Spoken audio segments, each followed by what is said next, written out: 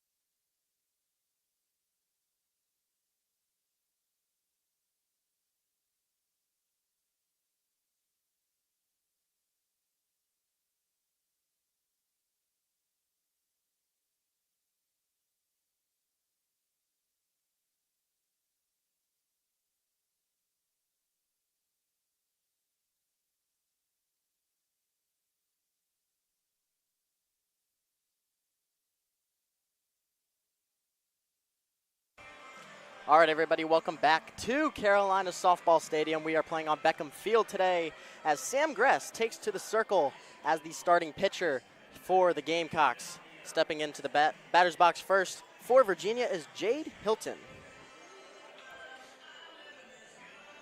Number 10 shortstop steps in.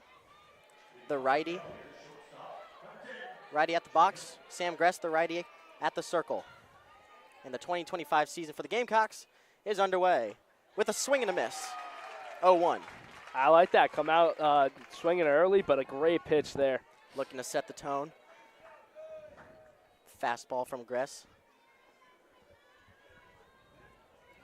Jade Hilton, the junior from Martinsville, Virginia, staying in state to play for the Cavaliers as she's going to ground one back up to shortstop. That one's picked up and thrown on to first for the out by Brooke Blankenship. Yeah, routine play to short, nice field, throws it to first, accurate throw, and all-around great play there by the Gamecock defense. 2 pitches in, already got 1 out, so I can't ask for a better start there. Definitely want to limit Sam Gress's pitches, keep her going longer into the night. A full 7 innings to play. As the lefty for Virginia, Kelly Ayer, steps into the box. She lets that one go. It's going to be a ball high. You know, she's definitely pitching a little bit high right now. You saw it in that first pitch especially. But, you know, probably part of her game right now. We'll see how she continues to handle that tonight. The 1-0. High again. 2-0 count. Macy Eaton. Or, excuse me.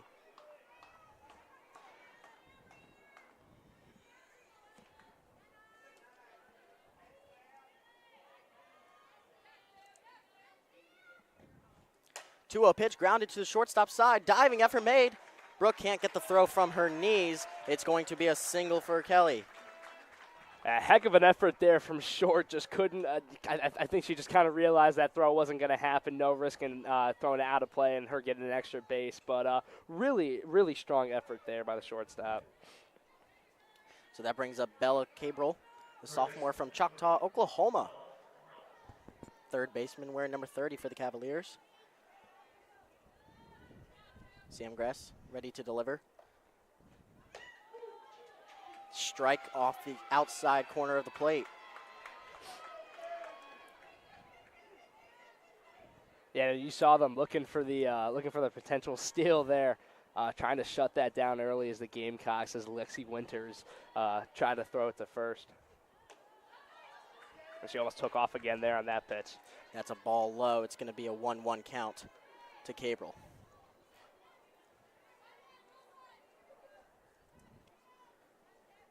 Gress ready to deliver. It's the 1-1 with one out. Dropped ball, taken off for second throw, not in time. And the wild pitch gets away from Lexi Winters. She couldn't get the throw down to second, and it's a stolen base for Kelly Ayer. Yeah, I mentioned a few pitches ago, Gress is pitching high right now, and they're kind of bitter in the tail. Winters just wasn't able to feel that one, a wild pitch, and Virginia was able to get a base because of it. So a 2-1 count now, runner on second. With one out here in the top of the first. Nice change up there on the outside corner. It's a 2-2 count, and Sam Gress is back in this battle. A great response after the wild pitch, too. You want to make sure your confidence stays up. Just got to shrug that one off and keep going. The 2-2 to Cabrel. Swung on, hit into short center field. That one's caught. Lilio makes the grab, and it's 2 away here in the top of the first. Just a little blooper routine can of corn play right there, and she did exactly what she needed to do. Good catch there. Now they are 2 away, trying to get out of here without any damage. Quincy Lilio made that catch, the junior center fielder.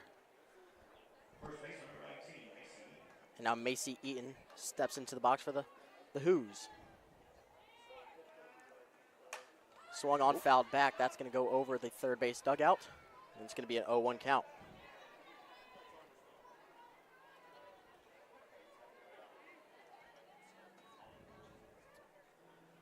So runner on second, 2 outs, 0-1 count to Eaton. The lefty in the left-handed batter's box swings at another one. That's a swing and a miss. 0-2 count here in the top of the first.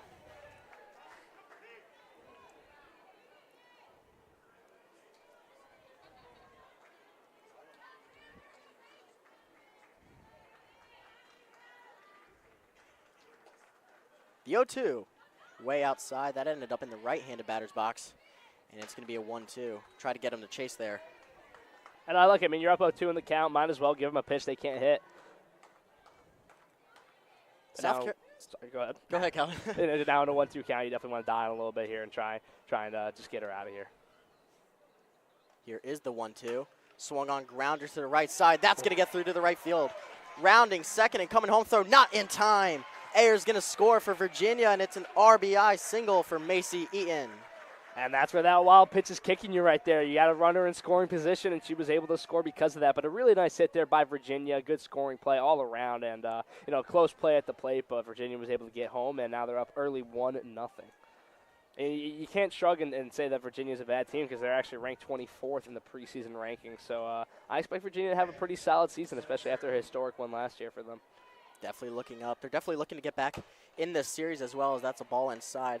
South Carolina leads this series 32-5 with their last meeting being 7-1 in favor of the Gamecocks on February 11th, 2024, right here in Columbia. Yeah, Virginia's very familiar with the Gamecock Invitational. They participated in 3 of the last 4 years, and this is the 2nd year in a row.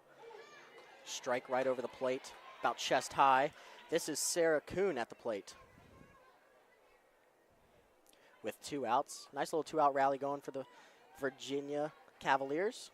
We saw that RBI single there from Macy Eaton just a few moments ago.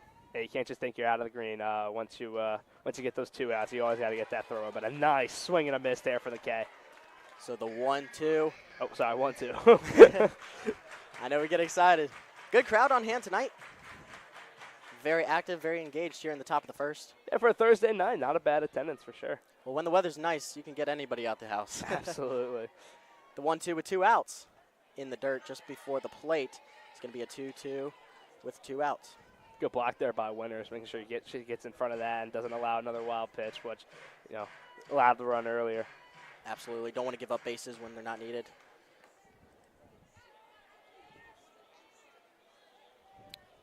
So here comes the 2-2, trying to get out of the jam. That one's fouled back to the on-deck circle.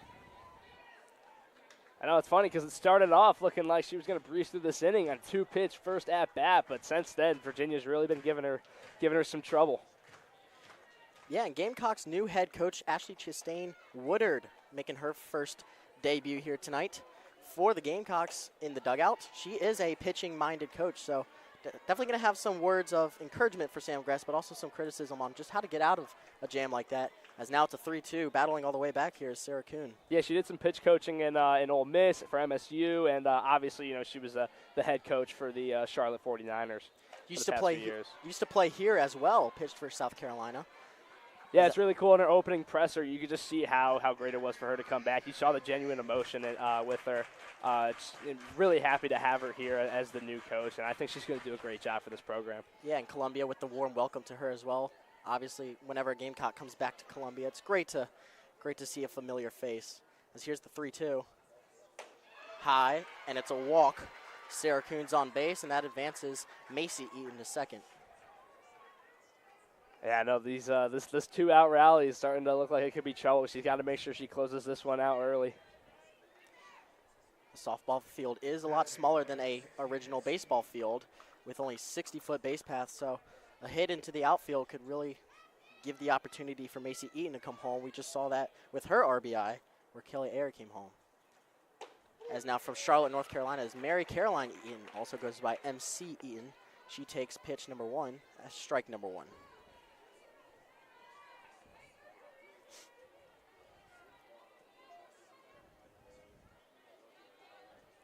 Gress stands, delivers, swing and a miss, strike 2. Yeah, she really likes that high outside corner on the left side, so she's been hitting that a lot tonight. And a big swing and a miss there. Good pitch from her. She's making her fastball work too. She's throwing some heat. I assume she'll go back to it here. Give him the heater, Ricky. The 0-2, actually the complete opposite. Give it a changeup.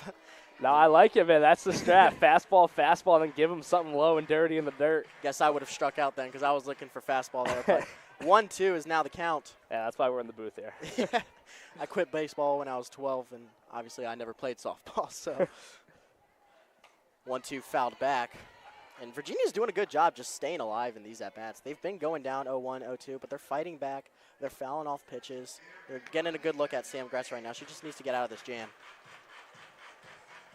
I mean, Gress really has been doing a good job. Just a few solid knocks there, but all around she's been looking good this first inning. I think just trying to get some control early on. First inning of the first game of the season, so she can get her pitches under rep, and I think she'll be good. That one's fouled to the first base side, right over the South Carolina dugout. It remains 1-2 with 2 outs.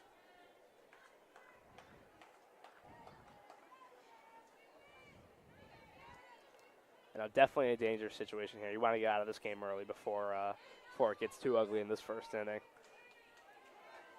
Gamecocks trying to limit the damage just like Calvin talked about. Here is the 1-2. A little low, and it's going to be a 2-2 count. Yeah, just low. I was really hoping he rung her up on that one, but I agree with the call ball there. Yeah, 2-2-2 situation here. Home plate umpire Cam Ellison behind the plate tonight. Sorry, didn't mean to cut you off, Calvin. No, you're good. Ball high, it's a 3-2 count. And there's that high pitch again. She really is trying to get him high tonight, and it's becoming a problem for her a little bit. You saw the walk because she just kept pitching high, and hopefully it doesn't happen again here. The 3-2. Swung on. Oh, my goodness, a great opportunity there for Brooke, but it goes right off the top of her glove, and a run scores. So MC Eaton on the board with an RBI. Macy Eaton scores from second, and it's 2-0 Hoos. Close call there for Blankenship at shortstop. She jumped up, tried to go get it like Derek Jeter, but just went off the top of her glove. Yeah, she's really had some athletic plays so far in this first inning. You saw her, she made the very first play of the game with that out to first. She had a diving play on the at-bat after that, just couldn't get it to first in time, and then a leaping effort there, just couldn't get it in the glove. But really like what she's doing so far. I mean, she's definitely proven herself to be an athletic defenseman. Reese Holbrook, the second baseman from Cumming, Georgia, the senior for Virginia. steps into the box as the 7th batter of the lineup tonight. This one's fouled straight back. Now, this is not the first inning you want to have with your starter, tiring her out early. You know, I just hope she's able to keep her confidence up because you definitely need her to go a few innings tonight. Absolutely. The senior looking to make sure she can keep going. She's a 6th year actually from Harrisburg, Pennsylvania. As she stands and delivers on the 1-1. Just a little bit low for Cam Ellison's liking, and it's a 2-1 count. And I probably would have given her the strike there, but, you know, I respect Ellis. He probably has a better view than I do. Right down behind Lexi Winters. 2-1. Swung on down the third base line. That's going to go foul. And now it's another 2-2 count. Looks like one lucky fan will be getting a souvenir tonight. Yeah, a lot of people behind home plate, a lot of people behind the Gamecocks dugout. You know, I never understood wanting to sit behind your team's dugout. I'd want to sit behind the other dugout so I could see into it. You know, I always preferred that, get a better view of it. You might not be as close, but you get to see all the antics going on in there. That pitch was probably her highest pitch of the day. It's a 3-2 count now. Yeah, that one got away from her a little bit. I think you even saw, you know, she made a little gesture with her face there. I think that one just slipped out a little bit sooner than she meant for it to. So here comes the 3-2, still with 2 outs. And it's fouled straight back again. I mean, give Virginia credit. Even if they get out of here with only 2 runs, they are really putting some work on Gress right now and really tiring her out. These at-bats have all been battles, even, you know, other than the very first one of the game. These have all been good 4, 5, 6 pitch at-bats. And maybe it's the nerves of opening night. They want to make sure everything's under control. As here comes another pitch. Fouled straight back again, deja vu.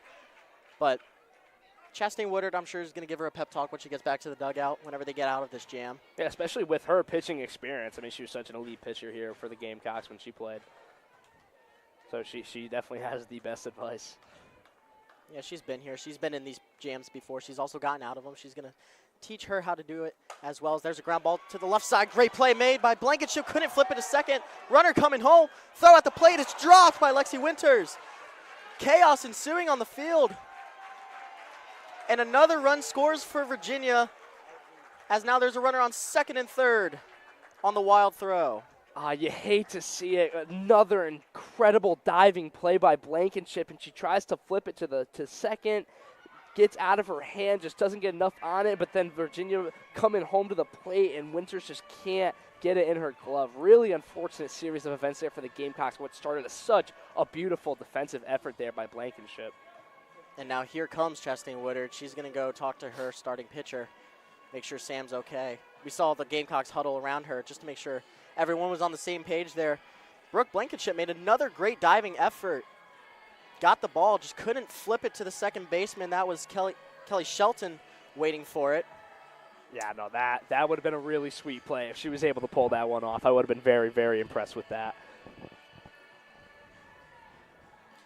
So now, a little pep talk coming a little bit earlier than Sam Gress probably expected. 3-0 is your score here with 2 outs. All 3 runs coming with this 2-out rally. Sam Gress probably just told to take a deep breath. You're at the bottom of the order. Kelsey Hackett coming up. She bats in the 8th spot. Yeah, I mean, you know, it's still, you know, it's only 3 runs. You know, you look at it down the line, if she's able to dial in after this inning, and you know, 3 runs is doable. You can't win a softball game if you don't put up any. So, you know, she's able to get off to a rocky start, bend, don't break, and dial in after this one. That one's low and inside. Yeah, the 1-0 count now to Kelsey Hackett, the junior from Virginia, staying in state as well.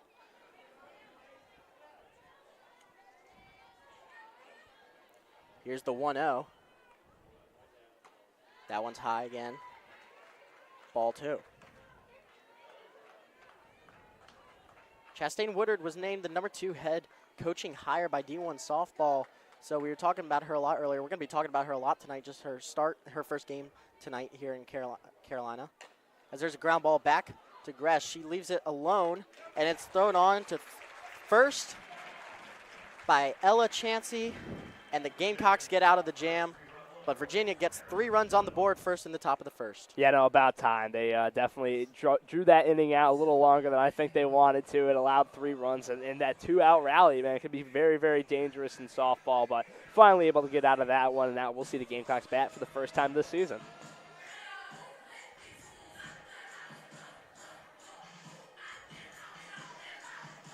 Now, I'm curious if they give that Virginia batter, let's see, at the end there, who was it? It was Reese Holbrook. I'm curious if they give her the RBI on that one. Yeah, I'm trying to figure that out myself. I think I would have given it to her, but I don't know if I would have. Because the original play was at second, ended up being a play at the plate. Yeah, I think they're going to call it an error. Yeah, see, it says Eaton advanced to second, advanced to third on an error. Gotcha. Advanced to third, scored on a fielding error. So, yeah, I don't think she's going to get the RBI on that one, which I think is the right call by the officials. Little sandstorm playing as they try to get the crowd back into it. Taking to the mound for Virginia is Eden Bingham, the junior from Rustburg, Virginia. And batting first for the Gamecocks will be Quincy Lilio, center fielder. Well, these two teams are very different. You have Virginia, who's got a lot of their players returning from last year, while South Carolina is a very new team with Coach Chastain Woodard bringing in a lot of her former players. I think 9 total transfer students and 6 of them coming from Charlotte. So she really is building a program that's familiar to her, but also very new to Columbia, South Carolina. 15 newcomers and 6 returners, so it's basically a whole new team. Yeah, Only it really is. Seasoned leaders coming back, so it's definitely a new team for them. Chastain Woodard, obviously, like you mentioned, brought a lot from Charlotte. So Quincy Lilio from Oceanside, California, making her first at-bat of the season.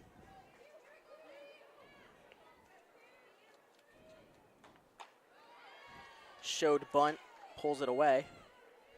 Hey, man, bunt to lead off the season? I respect that. I like that idea. They won't expect it.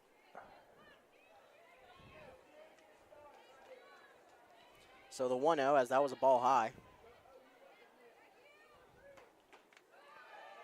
That one's chest high, but they're going to leave it up top. It's going to be a ball 2.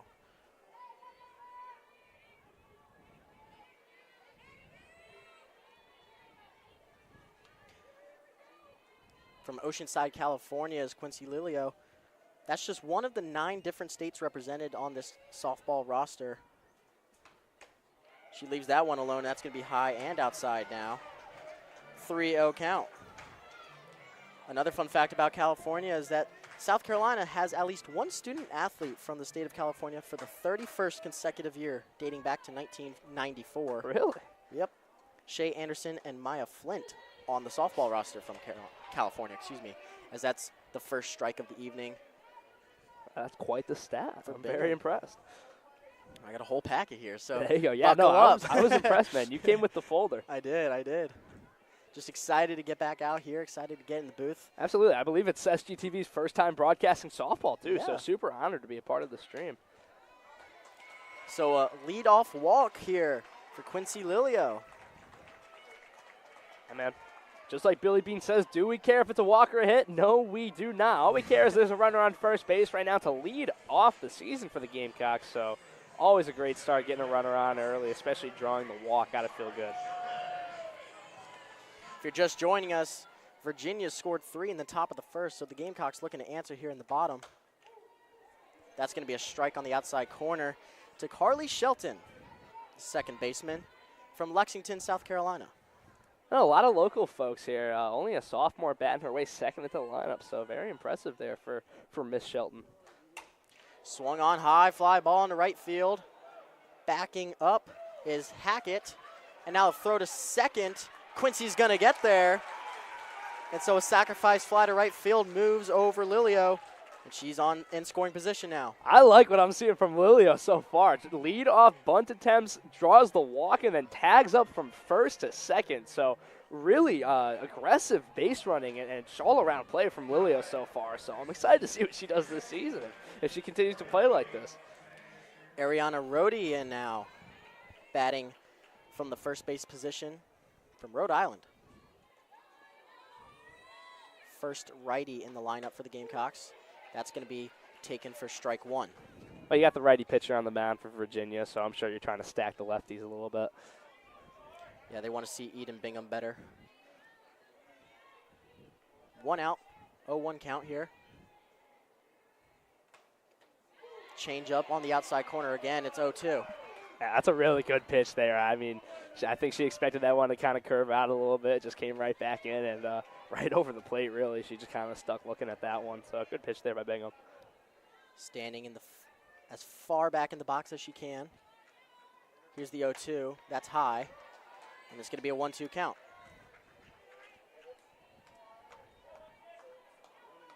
And unlike the South Carolina pitcher, she's really pitching a lot lower. But there, you saw her go high. Try to get Ariana Rodi to chase. Trying to do so again. She leaves it outside. It's a 2-2 count now.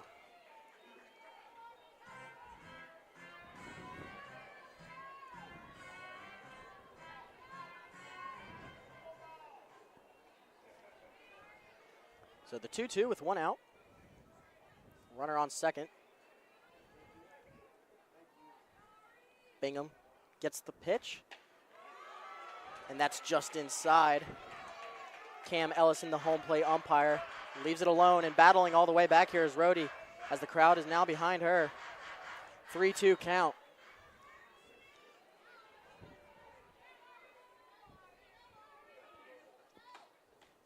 That's low and outside.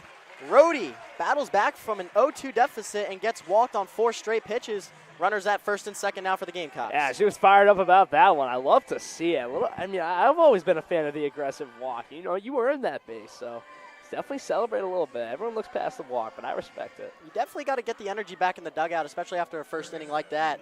Absolutely, but a big opportunity for the Gamecocks. 2 on, 1 out. Runners on first and second.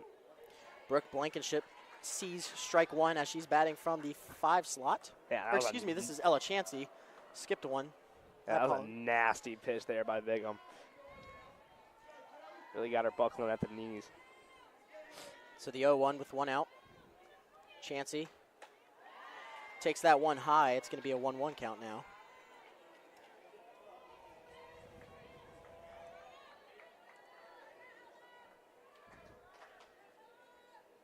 Runners at first and second. Bingham taking her time at the circle. Delivers. It's a ground ball to the right side. Picked up by the second baseman, Holbrook.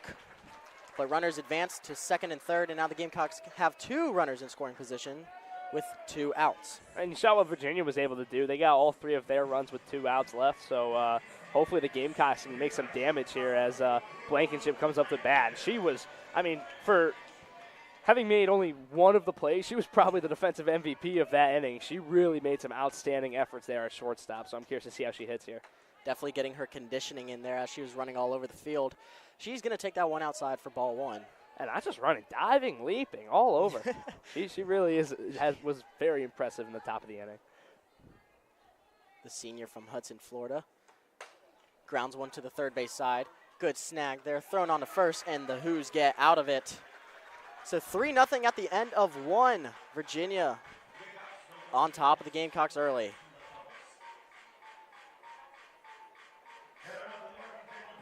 You know, South Carolina made a little bit of noise there, just couldn't knock in a run, but it's the first inning, you know, still got to get, still got to get your toes wet, to dip them in the water a little bit, get going, but yeah, definitely knocking off the rust a little bit here. Absolutely, first inning of the season. I'm not worried. I think South Carolina has a good opportunity to get back into it, but they do have to try and silence those Virginia bats and really get their pitching under wraps because they look good in that first inning. Absolutely, got to get those defensive efforts back under control. Maybe help out Brooke Blankenship a little bit. Absolutely. Help out Sam Gress, of course. Yeah. As they're quick to take the field here. Second inning beginning shortly.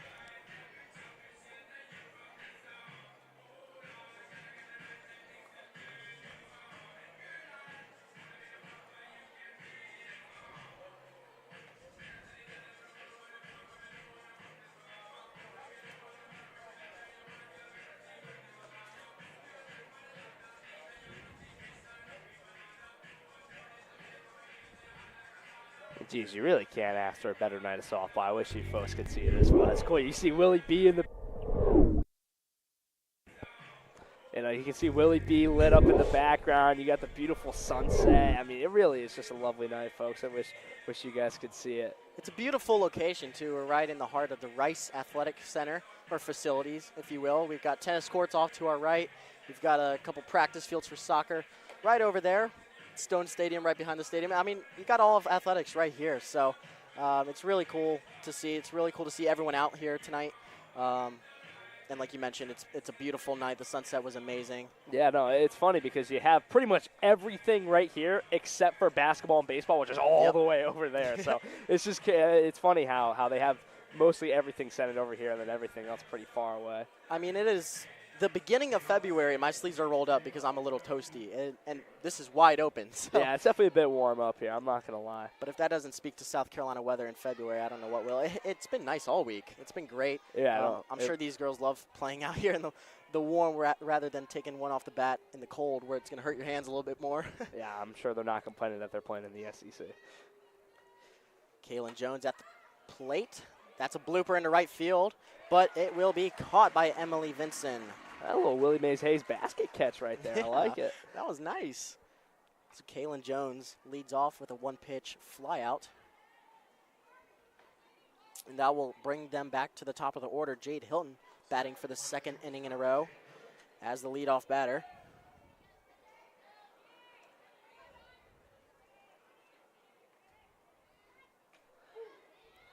Strike one to Hilton. She grounded out her first at bat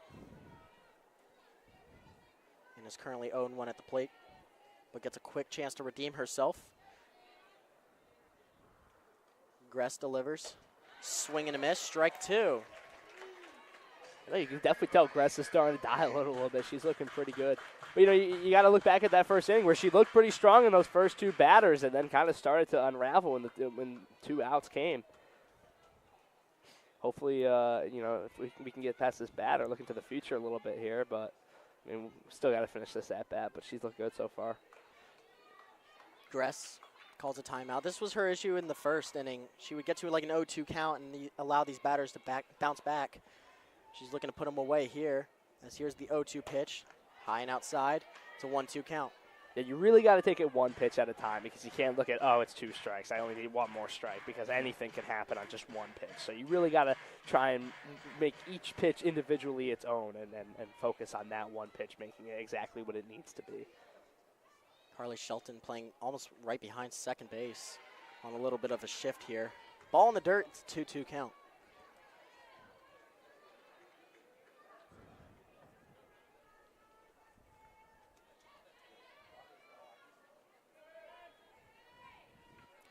So the 2-2 with 1 out.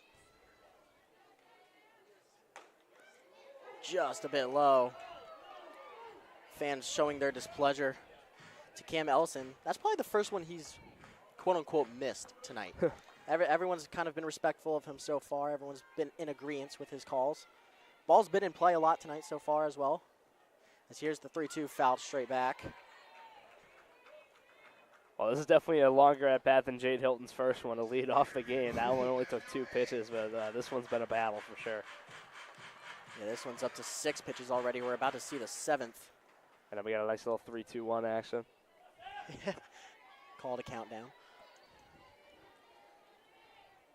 Gress delivers. High, and it's a walk as Jade Hilton's on base for the first time in 2025. Now, once again, that high pitch is killing her today. Really, that's the second walk she's allowed because of it, and it's becoming a problem for sure. She had her down 0-2, so it's just been an issue of finishing at-bats. Yeah, that's probably the 3rd or 4th batter I've seen where it's been in 0-2, and Sam Gress just can't buy that 3rd strikeout, or that 3rd pitch for the strikeout, I should say, as that one's a hard hit ball into the left field. That's going to advance everyone 1 base. Kelly Ayer gets a single, and she's 2 for 2 to start the day, as she's also got a run under her belt. Hilton advances to second. Yeah, no, in her first at-bat, she had a really solid hit, too, and a great diving play by Blankenship. Just couldn't get it to first in time, but, that one, able to get it past the infield, a solid rocket to left. And now they got 2 on, 1 out, up 3-0. Bella Gabriel made the third out of the bottom of the first last inning. She's back up to the plate, and she's going to take strike one to start her at bat. She's 0 for 1 today with a fly out.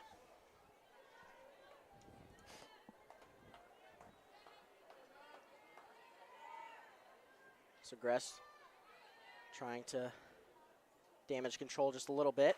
That one's grounded down the third base side, but it's foul. And it's another 0-2 count. And I really hope Gress was able to close this one out because it's been a problem for her this game. And you just saw at that last at bat too, where it started off 0-2, and she was, was able to draw the walk. I mean, a heck of an effort by the batters. I mean, starting down 0-2, you saw the Gamecocks do it in the bottom of the first too. That's definitely not easy to do. Just a bit high and outside. 1-2 count now. Gress still looking for that first strikeout. She has one walk today. Everything else has been singles or doubles, with one error scoring a run earlier. That one's grounded to the third base side. Good opportunity for a double play here, and they're going to get it. Out of the first inning they go. Chansey gets the out at third, steps on the bag, throws it across to Rhodey, and Sam Gress gets a sigh of relief as they get out of the top of the second. Yeah, if that doesn't get you fired up as a defense, I don't know what does. A huge play there to help out their pitcher who was struggling once again, but a double play, I mean, that might shift the tides in this game. Just a huge momentum swing early on, and a great play there by Chansey to recognize she wasn't going to be able to get it to second, stepped on third and threw it to first. So all-around fantastic play there by the Gamecocks. Exactly what they needed in that situation. Definitely needed something to go right in their path as they take back to the batter's box. In just a few moments, they're now on the offensive side looking to strike. They got so far as second base last inning. Coming up to the plate will be Lexi Winters in just a few moments. Eden Bigham definitely started off looking pretty good. She allowed 2 walks, but also, I mean, just 3 solid outs, so really not much panic for her. So if she's able to get some control on her pitches, that's going to be a problem for South Carolina because they have not been hitting the ball off her much yet. Lexi Winters came on board South Carolina along with Chastain Woodard. She was named the American Athletic Conference Defensive Player of the Year last year. Hey, you saw in that first inning, other than that botched that botched play at the plate, she did a really good job of blocking some of those other wild pitches from Gress. Mm-hmm. I mean, blocking is just such a huge part of your game as a catcher. If you can get good at blocking, then you're going to be elite. And another Lexington, South Carolina native, Lexi Winters. Yeah, she joins the likes of somebody. Oh, yeah, Carly Shelton. I knew somebody else was from Lexington, but those are the only two. And a hit by pitch is Lexi Winters, so she's immediately going to first. That's a great start for the Gamecocks. Yeah, take one for the team. Another inning where they get the leadoff batter on. Whether it's a walk, a hit by pitch, sometimes you just got to lean into it a little bit. But, I mean, I think that one's just pretty clear. I think it hit her towards the end of the bat. Just kind of hit her hand. So not complaining. Doesn't seem to be in any pain. Take the base. Why don't you? So that brings up Abigail Knight for her first at-bat of the night. No pun intended. This is her 6th year. She's from Robbinsville, North Carolina. Another lefty in the, lefty in the lineup for South Carolina. It's okay. We're all rusty. It's the first one of the semester. We want to thank you guys for joining us here on SGTV tonight. As that one's just on the outside corner, we have a 1-1 count.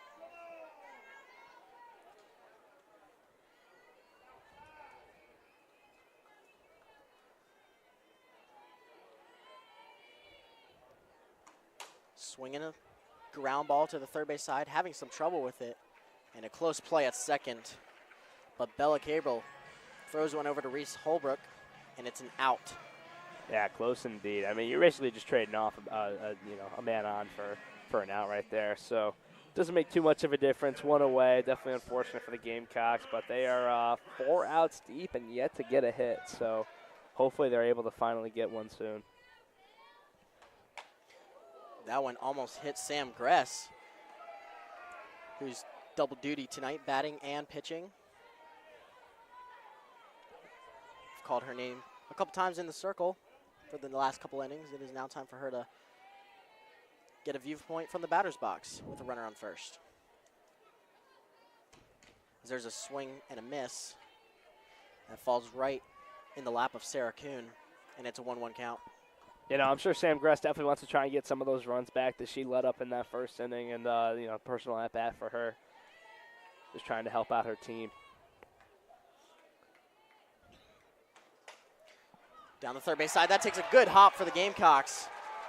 And rounding to third, it's going to be close. And they gun her out. Cabrel lays down the tag. And Abigail Knight tried to stretch it from second to third as that ball bounced into the left field outfield. Gress gets to second, but there's 2 outs now. Yeah, I definitely want to see a replay of that one. I don't know if they're going to show it here, but yeah, that was darn close. I'm curious if they made the right call. I'm trying to watch it on the makeshift stream we have here, but but I mean, it was close. I was trying to see if Abigail Knight got around that tag, but Cabrel with a textbook tag right on the chest, it looked like. Yeah, what a great throw by the left fielder, too. I mean, just gunned it exactly where it needed to be. Shay Anderson steps into the box now. She takes strike 1 to start. Gamecocks looking for another two-out rally of their own. If she leaves that one low, it's 1-1. Yeah, runner in scoring position here. You know, you don't want to go 2 innings in a row where you have 2 on, 2 out, or you know, runners in scoring position with 2 outs and just not be able to get them home. Looking at the replay, I think that's the right call. Just barely got that hand in there right before she was able to get into third. So really nice play there by Virginia. Third base umpire, Ken Jones had to go into the outfield and make the call. Cam Ellison came from behind home plate and gunned her out. So umpires all over the place here tonight. Ground ball up the middle. Bobbled at shortstop. And now a close play at third as Sam Gress kind of rounded third looking for the throw to first, but didn't realize that Jade Hillen bobbled it at shortstop. She guns it over to third, but luckily South Carolina is safe, and they've got runners at first and third. Well, I mean, the first inning, a big part of that was, you know, was caused by errors, and then a lot of those runs scored by Virginia was because of errors. So hopefully South Carolina is able to capitalize under the same margin. But yeah, no, that was a close play there by Gress at third. Didn't expect her to throw it or to keep it, and dangerously close to getting an unnecessary out. Quincy Lilio, top of the order now for the Gamecocks. She walked on her first appearance. She's going to leave that one outside. She evens up the count at 1 apiece.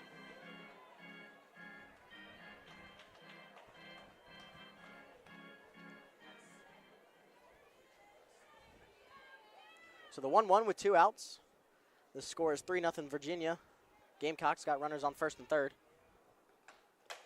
And that's up the middle. Gamecocks are going to get on the board. Quincy Lilio, RBI single as Sam Gress scores.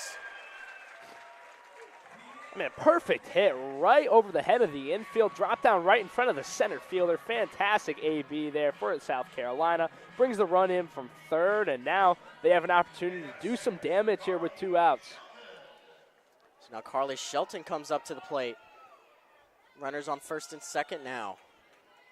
Maybe some life from the Gamecocks here and a 2-out rally of their own, as she takes that one for ball 1. Even if they get out of here with only 1 run more on the board, I mean, that's still just such a huge momentum boost for them. Just slowly trying to get back in this game, but they definitely have a good opportunity to get one, if not all of them, back here. Shelton so far had a sacrifice fly earlier. This one's going to be a grounder to second base.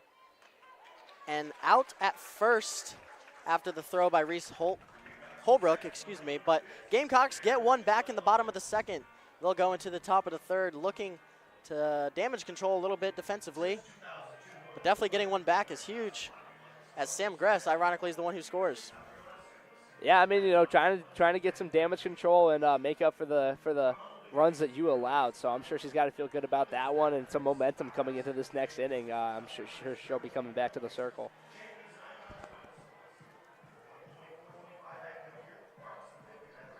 Yeah, there you go. Get the lights on. It's that time of night. Thank you, Micah. That was awesome.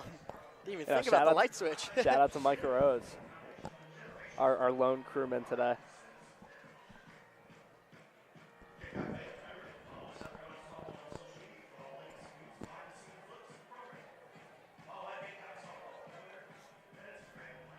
So coming up in the Gamecock Invitational, we got a few games tomorrow, starting at 9:30 a.m. between St. Francis and Toledo, then Providence and Toledo playing at 12 p.m. So a tough doubleheader there for Toledo. Feel bad for them. And then Virginia's got a doubleheader at 2:30. They're playing South Carolina. Then at 5, they're playing East Carolina, my apologies. And then at 7:30, they got East Carolina versus Providence. So really fun invitational tournament that we got going on here. That's great that you corrected yourself on Eastern Carolina. Yeah, no, I'm from Connecticut, so we have Eastern Connecticut. My sister goes there, so. I will say I went there my freshman year and transferred here in the summer of my sophomore year. But after being there for a year, they do not like it. They do not like Eastern Carolina. It has nothing to do with Carolina. It's just my homestead growing up. They'll forgive you, don't worry.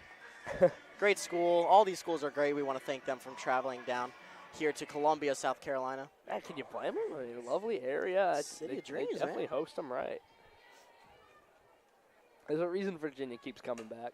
Oh, Foul ball back this way. I was a little scared for a had me minute. a little scared for a second too. Jeez. Definitely woke me up just a bit.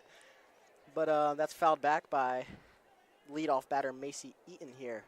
She's got a single under her belt today.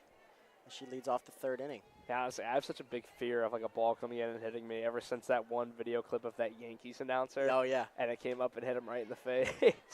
I like to think of that one video where this, I don't remember what team it was, but the announcer like caught the ball. And he was like, shout out me, I caught the ball. Yeah, I saw that. So hopefully if one does come back this way, we make a highlight reel. Might have to like come with that. the glove Yeah. next time. I got to admit. Maybe a full face cage. That's a nice change up there by Sam Gress. 1-2 count to Macy Eaton.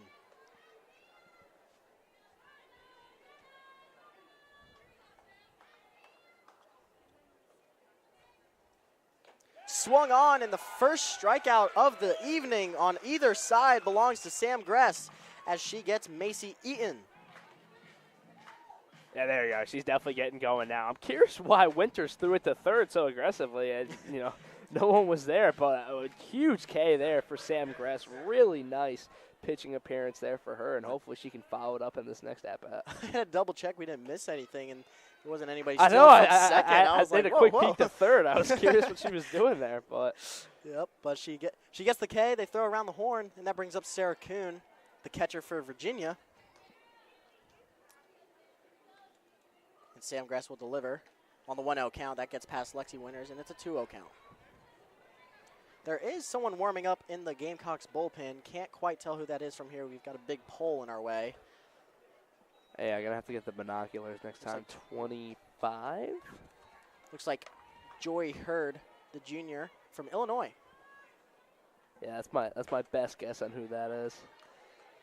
If my notes don't deceive me. She is warming up, the right-hander. 3-0 count. Sam Gress delivering to Sarah Kuhn here with 1 away. Ball 4 on 4 straight. So getting on base is Sarah Kuhn. Well, Hurd was definitely a reliable pitcher for South Carolina last year. 7-2 record with a 1.88 ERA in 31 appearances. So curious to see when they finally bring her in here, because Gress definitely not the appearance that she wanted tonight, but she is definitely starting to look a little bit better here. And maybe they're just saving her for the rest of the weekend. They do have a few more games this weekend. South Carolina does. They play Providence on February 8th, and then they also play St. Francis. So they've got a doubleheader of their own. And then on February 9th, they take on East Carolina at 3 p.m. So definitely 3 more games this weekend. Definitely need to load manage at the Circle. Yeah, South Carolina and Virginia are the only teams to play every day of the Gamecock Invitational. Yeah, it's a great matchup to kick it off, too, man. This is a great night. I mean, I'd argue that these are the best 2 teams in the Invitational for sure. Absolutely. So why not open with that matchup? Grounder to shortstop. Blankenship, good bullet over to second. And an even better catch by Carly Shelton to hang on to the out and get that second out of the inning. Yeah, she definitely wanted to place that one a little bit better, just kind of let her a little bit off the back, so she had to dive for it. Couldn't make the potential double play at first, but a good diving effort there at second. Gets the out. 2 away here.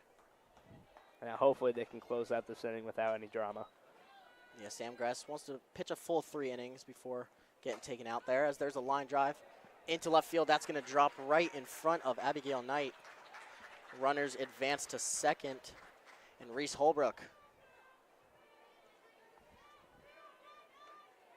Yeah, it was just a really nice hit. Really not much to say about that one. Dropped down right in front of Knight there. So that brings up Kelsey Hackett.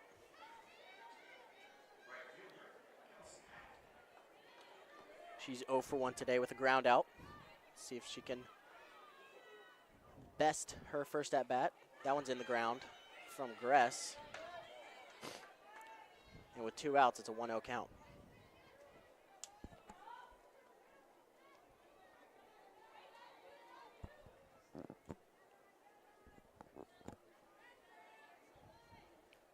The 1-0, high and outside, it's 2-0. So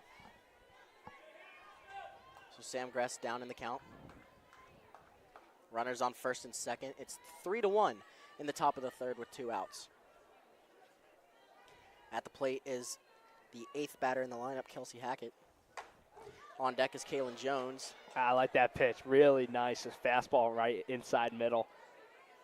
Gets her back in the battle a little bit. It's a 2-1 count now.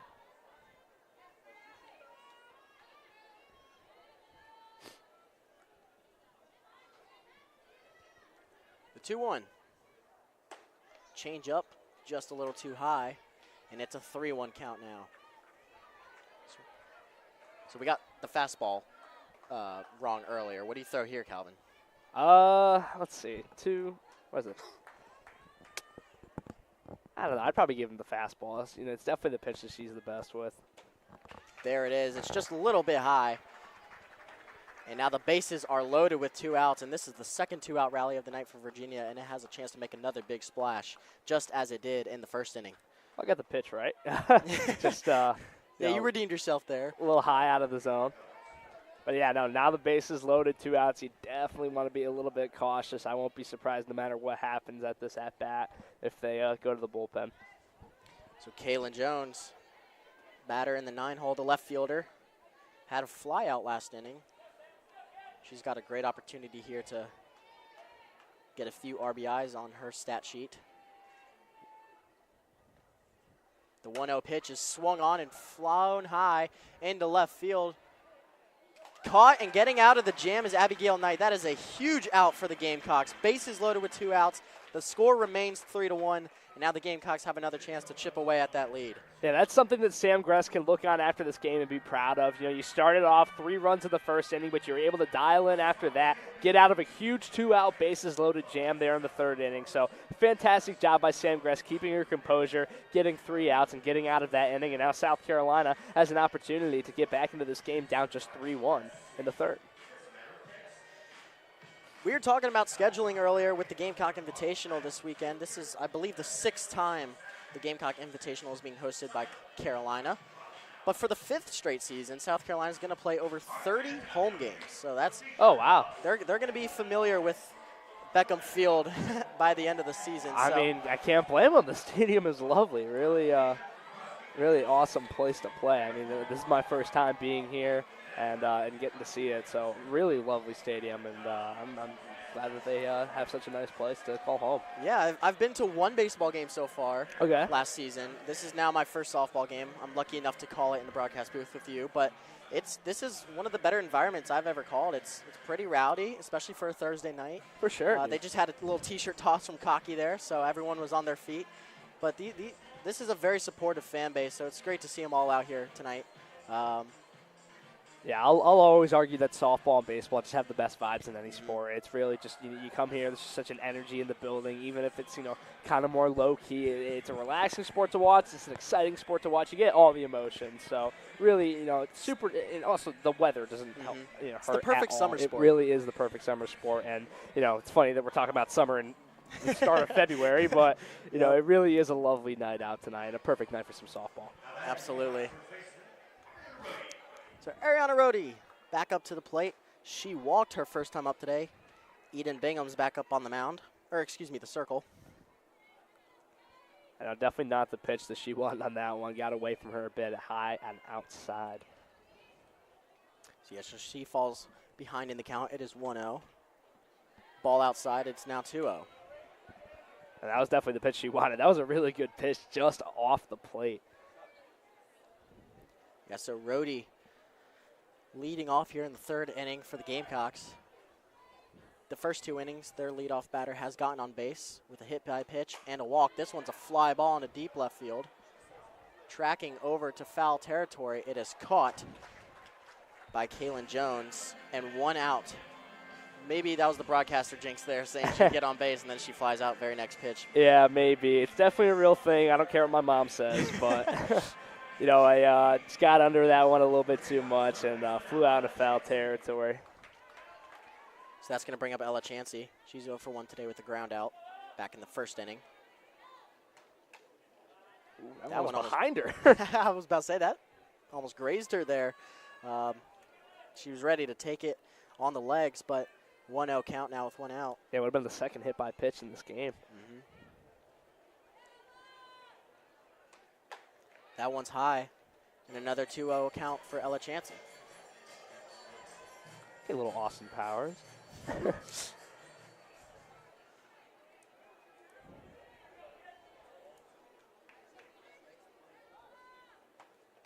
And another pitch that goes behind her legs. That one was close again. It's a 3-0 count. So do you tell her to back off and see this one and maybe get a walk, or do you give her the green light to swing? I mean, I've always been a fan of giving the green light on 3-0, but the way that she's pitching this at bat, I would take this pitch. She takes it, and it's right down the middle. Strike 1. Yeah, sometimes, you just got to take that one. They're going to give you a fastball down the middle. But 3-0 is honestly the perfect place you want to be, but at the same time, one of the trickiest places because you can't make that decision. She lets that one go, and she gets on base anyway. So Chansey gets a walk with 1 out here for the Gamecocks. And a rough at-bat there from Bigham, really kind of thrown at her legs there. Thrown behind her by her knees, and really the best pitch of the at-bat was the one right down the middle on the 3-0 count. But a good walk there from her, draws that one. Now South Carolina has a man on with 1 out. We saw Jory Hurd warming up in the bullpen for the Gamecocks last inning, or at the top of this inning, excuse me. There is somebody warming up in the Virginia bullpen, also in the bottom of the third here. So maybe we'll see 2 new pitchers next inning, depending on how this one goes for Eden Bingham. Runner on first, 1 out. It's a 1-0 count. Swung at a high one there was Brooke Blankenship. Yeah, that was a hefty swing, too. She definitely wanted that one. She was trying to get some power behind that one. Just missed it. It's a 1-1 count now.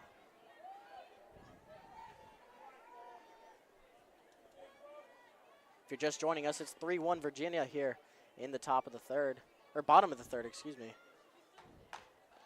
That one's low, and it's a 2-1 count. Virginia scored 3 in the top of the first with a nice little 2-out rally. Carolina got one back in the bottom of the second, and they're looking to chip away here in the bottom of the third. Yeah, we've definitely seen gradual improvement from South Carolina so far in this game. Did not look at their best in that first inning, but have slowly been getting better each one. Ground ball to shortstop. No double play. That one's thrown on to first, and the second out of the inning is recorded as Brooke Blankenship grounds out to short, but moves Ella Chansey over to second. Well, every run in this game has been scored with 2 outs, so the 2 outs have just been the magic number tonight, and now a opportunity for winners to draw on the run here with a runner on second. Yeah, I mean, you put this in right field, left field, I mean, anywhere in the outfield, anywhere in some green grass, and you're probably scoring Ella Chansey from second. Yeah.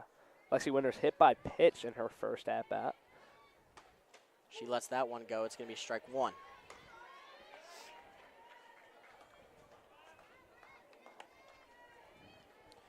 Yeah, so Lexi Winters hasn't really had a chance here.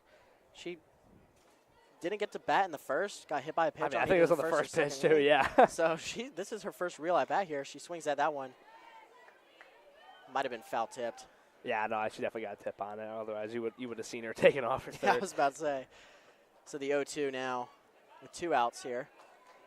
Cabral coming over to help Bingham out. Give her some daps. As she faces Lexi Winters with a good chance to get out of this one here in the third. As we're reaching the halfway point of this game. Swung on hard, hit down in the left field line. Just foul.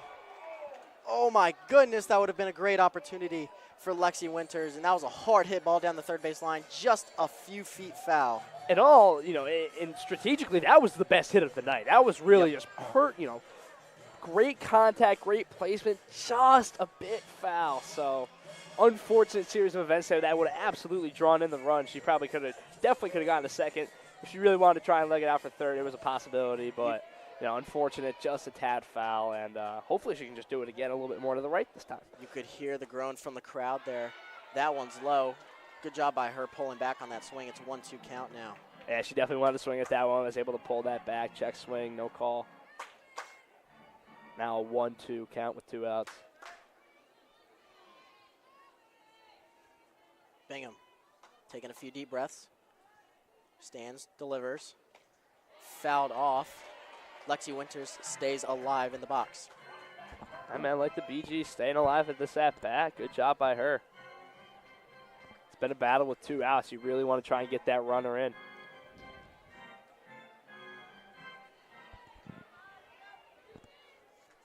Yeah, and the best thing to do is erase that foul ball from your mind. Don't let it linger. Take another crack at it, or a half crack at it, as she half swings that one, and it's a foul ball. She still stays alive here with a 1-2 count. But she's making contact on the ball, so it's good for her to see it. Yeah, quite the difference from her first at-bat. She got hit by a pitch on the I'm pretty sure it was the first pitch, and now here she is, and quite the battle here. The 1-2. Low, almost hit her. And now it's a 2-2. Yeah, so that's been a frequent place for Bingham this inning. She's really been throwing it low and towards their knees.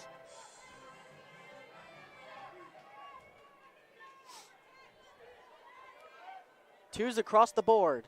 2 balls, 2 strikes, 2 outs. Runner on second. Check swing. They say she did not swing, so it'll be a 3-2 count. Yeah, that's a good call there by the ump. I think that's very clear. Did not cross the plate. Third base. Good job there by Winters. Third base umpire Ken Jones got the point from Cam Ellison. He says she did not go. So now we've got a full count with 2 outs. And on the runner, advanced to third on that one. Good call. Didn't even realize that. Strike 3. Fired up was Sarah Kuhn behind the plate. She knew immediately that was a strike on the outside corner. Yeah, Winters knew it too. You saw the disappointment in her face. It was definitely a hittable pitch, just took it there. And unfortunate strikeout for the Gamecocks, but a great job there by Virginia battling and a long at-bat there. And great job there by them. Yeah, so Virginia gets out of the third inning. They remain 3-1 in the lead. And that may be the last we see of Eden Bingham as she gets her first strikeout. But we will see, as it is official, Jordy Hurd coming to the circle for the Gamecocks. So that's the last we see of Sam Gress at the circle. She will be batting still tonight, but as we saw from Jordy Hurd, she really is a huge staple for this team in that bullpen. A big step up from her first season there in the 2022-2023 campaign. Had a 6-3 record with a 3.71 ERA. Last season, she had a 7-2 record with a 1.88 ERA in twice as many games. So, big step up from her. Curious to see how she does in the first game of the season. And a good bullpen call there. Yeah, we mentioned how defensively minded Chastain Woodard is, the Gamecocks' new hire tonight. Coaching her first game back in her alma mater days. Left her husband Robert as the head baseball coach at Charlotte. I'm sure that was a tough decision, but also I'm not sure it was, because she used to play here, like we mentioned at the beginning of the broadcast. If you didn't hear us, she used to pitch here, went to Charlotte, coached there for a few years, brought them to a couple postseason berths. Yeah, she really proved herself as an elite coach in college softball. Absolutely. There with an impressive win percentage. I believe it was 661. So really good job by her. I'm excited to see what she's able to do with South Carolina. A big step up in SEC play. And I'm no dissing the Charlotte 49ers, but really can't top the SEC. Yeah, it's tough too. It's SEC versus American ball, but they've definitely held their own. Last 5 seasons, she led her teams to 154 and 96 overall record, so that's 61.6% winning percentage you talked about. Anything above 500, I think, is great. Oh, yeah, so, absolutely. Especially over a long period of time like that. That shows consistency, and I think that's why the Gamecocks made this higher. I think they're definitely very excited about it. That one's fouled back on the 0-2. It was enough to make a few tournament appearances. She really made some historic numbers there for Charlotte, and I'm sure they're going to be missing her this year. Yeah, had a 39 and 18 overall mark last year, Charlotte did. Made a 21-6 record in the American Athletic Conference and the program's first conference tournament championship. So advanced to the NCAA regionals. Like you mentioned, their postseason history and experience runs deep within Chastain Woodard. So if Carolina can get back there this year, it's gonna be definitely on their side. This is the 3rd time Hilton's been the first to bat in an inning. She led off the first, led off the second, and now a big strikeout there. And you really can't ask for a better start from Hurd. Comes in, faces one batter, strikes her out, and says, let's take care of business here in the top of the 4th. Yeah, but now she's got a workload in Kelly Ayer, who's 2 for 2 on the day with 2 singles. Dangerous left-handed batter. Swung on down the left field line, just foul. You saw it there. That was a really nice hit down the left field line. A little opposite field hitting. Yeah, a little Oppo Taco there. That was nice there from Kelly Ayer, but we saw that earlier with Abigail Knight, or excuse me, Lexi Winters, who just had that hit last inning. This one was just a little further foul, but 2 golden opportunities there from batters. That one's grounded to first, and an easy play made by Ariana Rhodey. 2 away here in the top of the 4th. Yeah, it can't be much easier for Rhodey. Grounder right to first. Just has to take a step back, go on the bag. And, yeah, you're seeing her dominate early. I mean, she really is probably the best pitcher on this team. She was the ERA leader last year, the strikeout leader with 67, and the wins leader with 9. Swing and a miss there, and she's throwing some heat to start this one off. Defensively, she's trying to get her team back in as Bella Cabral swings at strike 1.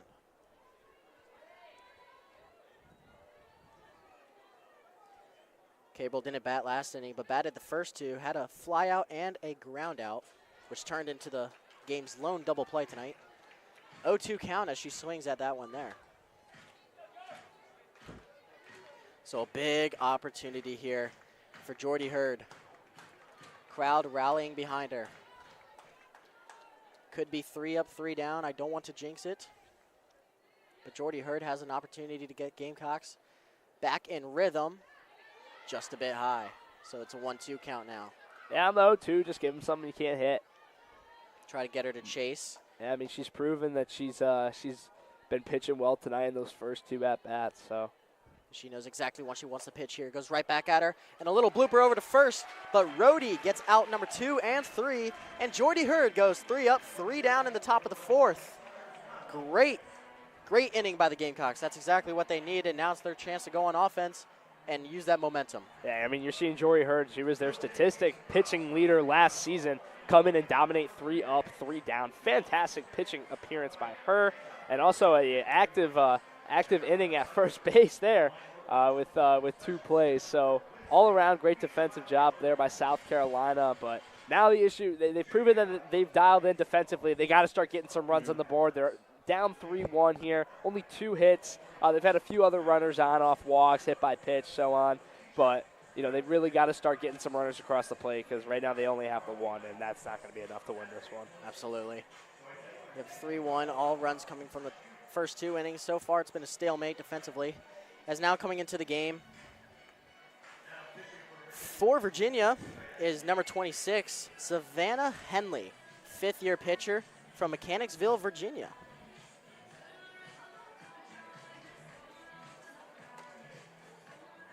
So Bingham notched 1 strikeout and 2 walks in her 3 innings pitched. Gave up only 1 run. Yeah, I'm not surprised we're seeing a lefty come in for Virginia. Gamecocks definitely stacking the lefties in the lineup with the righty starter. But Savannah Henley, the 5th year lefty pitcher. Yep, season debut for Henley here.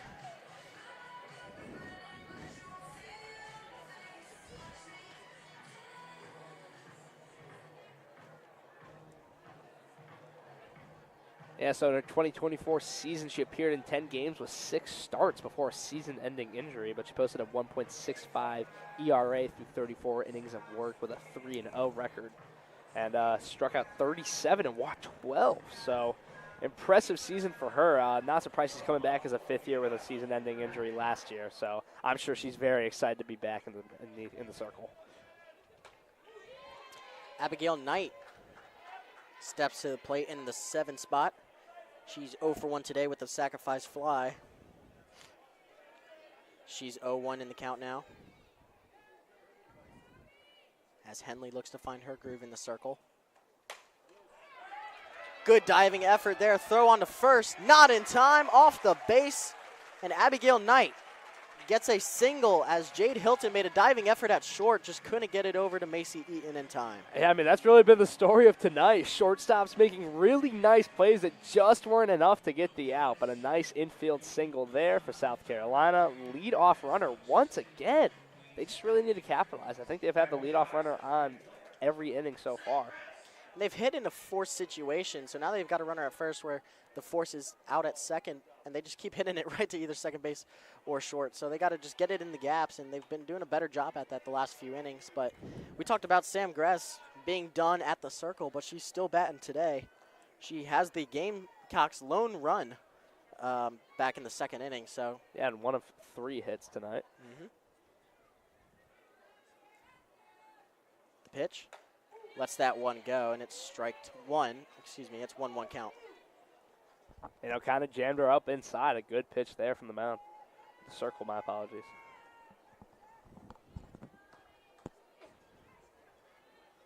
Henley delivers. Yeah, That one hit her. Check swing, dead ball. Are they going to say? Waiting on. Oh, yeah, they're going to give her the base. Was waiting on Cam Ellison to make a gesture there, but Sam Gress is heading over to first, and we've got runners on 1st and 2nd for the Gamecocks with no outs here. Yeah, at the bottom of the 4th. I wasn't sure if he was thinking maybe it hit the end of her bat, but I definitely think it got her. She's looking a little roughed up right there. The athletic trainer's coming out, just checking out her, making sure she's all right, but she should be okay.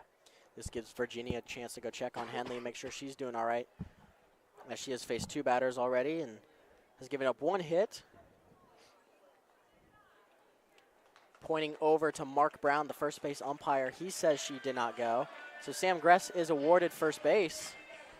And so it's official, 1st and 2nd for the Gamecocks. And that brings up Shay Anderson batting in the 9-hole. Yeah, Shay Anderson 0 for 1 on the day. A freshman, too. But a big opportunity here to try and get a rally going for South Carolina. Down by 2 with 2 on, no out. Shay Anderson, the freshman utility player from Moore Park, California. So one of the 2 Gamecocks from California. The other one being Maya Flint, backup catcher, also a freshman. So no outs, runners on 1st and 2nd. That one is knee high. And that's going to be low for ball 1.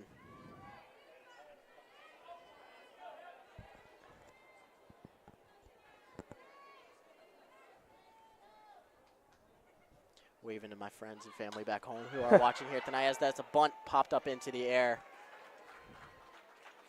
So 1 away for Henley there. That's got to feel good for number 26 in the circle. That's a good thing she caught it. They brought in everybody from the infield and into that one small little circle by the plate.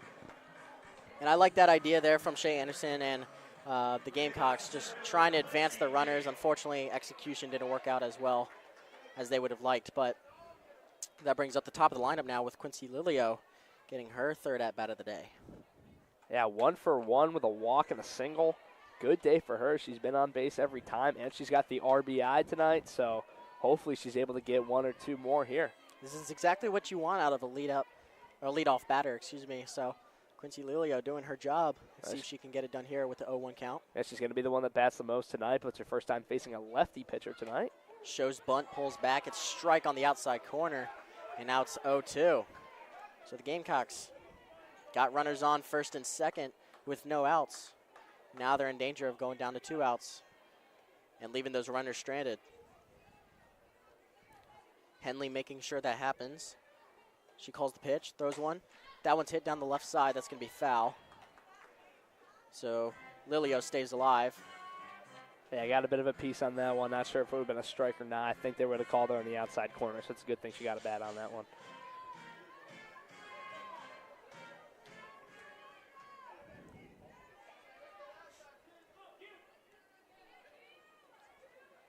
Henley taking her time getting back in the circle. Steps into her pitch. Swung on, strike 3. So 2 straight outs by Henley in her first K of the night. And Kuhn was more fired up about that one than Henley. She really got excited about that strikeout, but a big one there for her. Started off allowing 2 straight runners on, but now 2 straight outs. And we'll see if Shelton can get one of these runners in, or if Henley's going to be able to battle back with 3 straight outs. Carly Shelton so far is 0 for 2 today. Had a sac fly and a ground out. This one swung on and fouled straight back for the 0-1 count.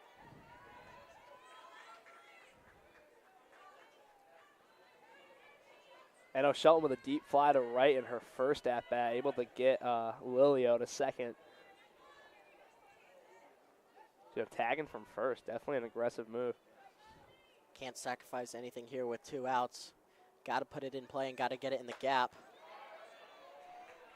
Yeah, they're going to call her on that one. I think it's a good call there. The fans do not agree. Cam Ellison pointed down to third base umpire Ken Jones. Jones rang her up. So an 0-2 count now with 2 outs. You got to be aggressive here if you're Carly Shelton. Henley needs to throw the perfect pitch here. See what she decides to do. See if she tries to get her to chase. She did. Carly Shelton did not chase. She was smart about it. Yeah, there wasn't a lot of movement on that one. Just good placement on the outside of the plate, but good job there by Shelton not chasing it. Good discipline from the number 33, second baseman, excuse me. Got my numbers mixed up there. It's now the 1-2 with 2 outs here. To Shelton, she leaves that 1B, and it's a 2-2 count. So battling back here is Carly. Trying not to leave her teammates stranded on first and second.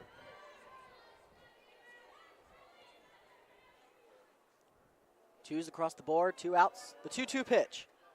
Swung on down the first base line. Foul ball as it just went to the right of the base. Yeah, no, it was darn close to skipping off the bag, but just went right of it, and that would have been big for South Carolina. And that, honestly, depending on the speed of Sam Gress, probably would have scored both runners there. Definitely it would have at least gotten into Abigail Knight from second. Yeah, it was really good placement on the hit. It would have been gone right down the right field line. Been a tough play to make as the right fielder. Yeah. And that's the second time now, just right down the line. It hasn't gone the Gamecocks' way.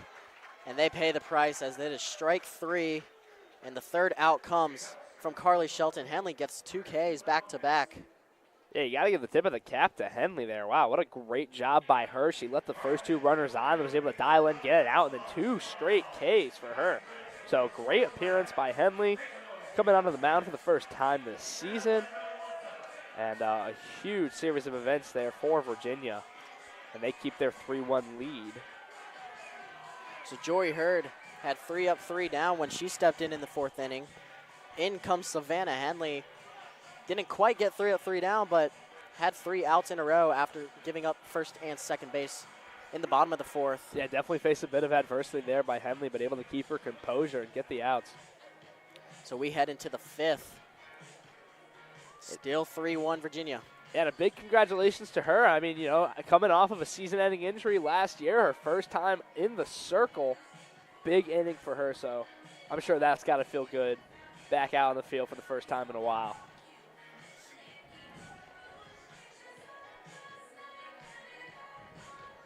You know, she was injured in the start against North Carolina on March 10th, so it's been almost a year since she's last played. A bit of a smarty pants, too, named to the ACC Academic Honor Roll. Good for her. A Virginia native as well from Mechanicsville. Sure, why not? I wonder what she's majoring in. Yeah, so South Carolina's normally had the series history in grasp, having that 32-5 series lead over Virginia.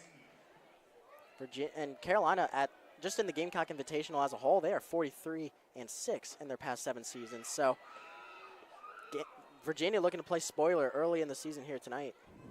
And usually Chastain Woodard starts off the season really well. She's definitely done a good job at keeping a winning record in the first month of the season. But right now, it's looking like South Carolina might not be able to get a win in this one. As there's a high fly ball in the right center field. Doesn't have the distance. It's actually going to come up a little bit short, and it's dropped. Emily Vincent had it right under her. She drops it, and now running to third with a great opportunity to start the inning as Macy Eaton looked like what was going to be a routine flyout was dropped by Vincent. And Macy Eaton gets all the way to third on there. Yeah, that's bad. That's just bad. You know, I hate to say it, but just a really unfortunate drop there by Vincent. I'm sure she's going to be kicking herself for that one, and a big error for South Carolina, which was going to be an out, and now you have a runner on third with no outs, too. And, you know, that can really kill a pitcher that's pitching well. Hurd has looked great so far tonight, and they, forced the fly.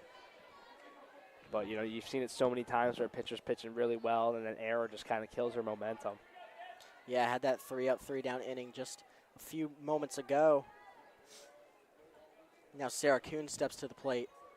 She's been walked twice. This one's going to be grounded to second base. They're going to give up the run, and they overthrow first. So now Sarah Kuhn advances to second, is told to hold up, and 2 errors in a row. So what could have been 2 outs is now 4-1 Virginia with another runner in scoring position. Well, I'm going to make a prediction and say that South Carolina is going to focus on defense in practice this week because it's really been their biggest problem today. I think that's 3 runs now have come from errors, so it's been really crucial for South Carolina today, and they got to try and dial that down because another killer error there, a routine play to first, really, and just put way too much on it, went outside, and they were probably going to be able to get the run at home, too, or keep her there.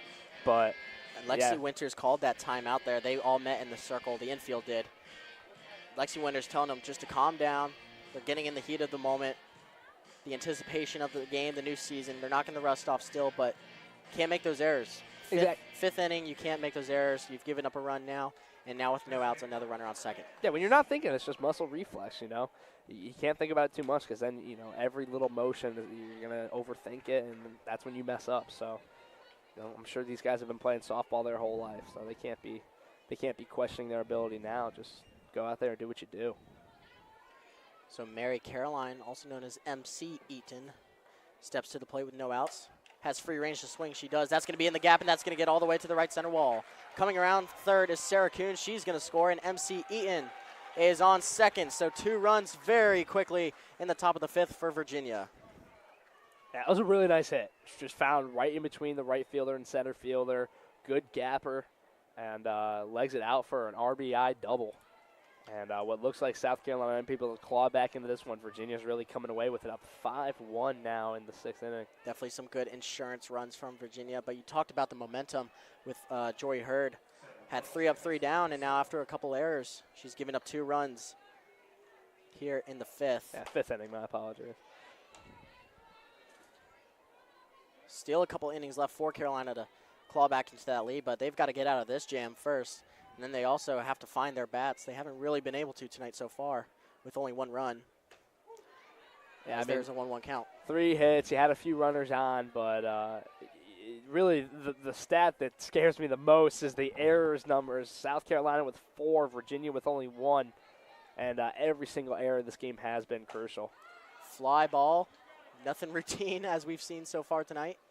Brooke Blankenship gets the first out and breaks through the seal. One away here in the top of the fifth. Yeah, a little routine pop-up. As you said, nothing's routine tonight. But good job there. Just some fundamental softball getting under that, making the catch, getting the first out of the inning. And hopefully they can take that one and try and get back into a groove. Kelsey Hackett is 0 for 1 with a walk today. Grounded out back in the first inning. This one's fouled off as she kind of like dropped the bat there for a minute. Looked like an awkward swing. So it's at 0-1 with 1 out and a runner on second.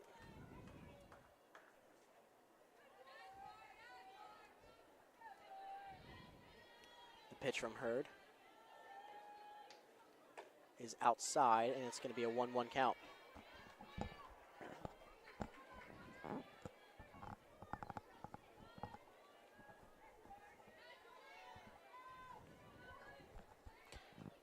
The crowd hyping up Jory. She accepts and strikes, or gives the second strike, to Kelsey Hackett, so it's a 1-2 count. And a really nice pitch there from her. Just fastball right down the middle. Didn't even see it. The 1-2 is grounded back to shortstop. Blankenship gets under it, makes a throw over to first, and there's 2 away. And keeping the runner at second, too, that's huge. We've seen a few times this game where a runner from third with 2 outs is able to get in off a base hit. But big there, keeping her at second base. Now with 2 outs, Kaylin Jones 0 for 2 on the day. We'll see if Hurd can get out of this one. Blankenship's been busy tonight. The senior from Hudson, Florida, has gotten a couple outs for the Gamecocks here tonight. Hurd looking to get out of this jam. Swung on and missed by Kaylin Jones. Staying put is MC Eaton. And Kaylin Jones is 0 for 2 today with 2 flyouts. Batting in the 9 spot, so this is a great opportunity for the Gamecocks to get out of the jam in the bottom of the order before they get to the top. That's a slow hit ball back, fouled off of Lexi Winters, it looked like. Yeah, no, I think it hit off her chest plate. So it's an 0-2 count with 2 outs now. I'm looking at the crowd and seeing a variety of different fans. I'm sure a lot of people just coming out for the first game of the Invitational. You've seen some Providence who they play tomorrow afternoon at 12 p.m. Swung on, strike 3. Carolina gets out of the top of the 5th. They get to go bat now, but Virginia strikes with 2 runs off of 2 errors by the Gamecocks. Second strikeout of the night for Joy Hurd. You get 9 more outs to work with here if you're South Carolina, and I'm sure Hurd feels good about closing out that inning, but definitely not the inning that they wanted with all those unnecessary errors leading to unearned runs. They've been able to make more contact with the ball throughout the night. The Gamecock offense has. Just haven't been able to put it in play as they would like to. I mean, they're doing a good job of getting people on base. It's just a matter of getting them across home plate. That's not what they've been able to do tonight, especially with Henley coming back out, a lineup full of lefties, and she's proven to pitch very well against lefties tonight. So, I mean, we'll see how it goes for South Carolina, if they're able to adjust, adapt, or if Henley's just going to keep dominating in this game as Hootie and the Blowfish plays. A Carolina staple, Hootie and the Blowfish, also now known as Darius Rucker when he went solo, started here at South Carolina, and this is a traditional song, Hold My Hand, by them. I mean, you hear it at every football game at Willie B. You hear it everywhere you go. Basketball games, now softball, baseball. It's just a good feel-good song. You get up, all the fans, you start grabbing your loved ones, swaying side to side. It's no swag surfing. Yeah. It's not that aggressive. It's more of a like a little definitely a different calmer vibe. Yeah. I mean, it's pretty funny at Hootie and the Blowfish. They have their brick on the horseshoe. It keeps getting stolen, though. Everyone keeps stealing it, which is it's just pretty crazy. So I don't even think they're going to put it out anymore. Out of all the bricks there, that's the one people just keep nabbing. Yeah, they got to find a way to hide it. Yeah, they got to put some real good stuff in there, but yeah. Nothing has worked yet. Yeah, people get committed after a fun Friday night out, maybe. I mean, what are you going to do with a brick, dude? What are you going to do with a brick? It says Hootie the Yeah. Blowfish. You can remake that for cheaper. I don't know, man. Yeah, make your own brick. I'll never understand it. So Ariana Rohde, the first baseman leading off here in the bottom of the fifth for the Gamecocks. Takes a changeup for strike one. I thought it was a little inside, but I'll trust the umpire's call there. Rhodey is 0 for 1 today with a walk and a fly out back in the third inning. Takes another changeup. That one is high. It's a 1-1 count. Kind of the same pitch, just on the opposite side of the plate. Didn't get enough in, though.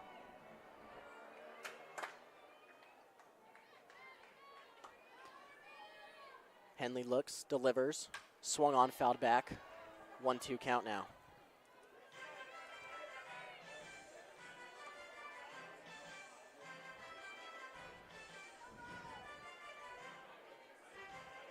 Yeah, Rhodey 0 for 1 today with a walk, trying to get back on base with a hit here.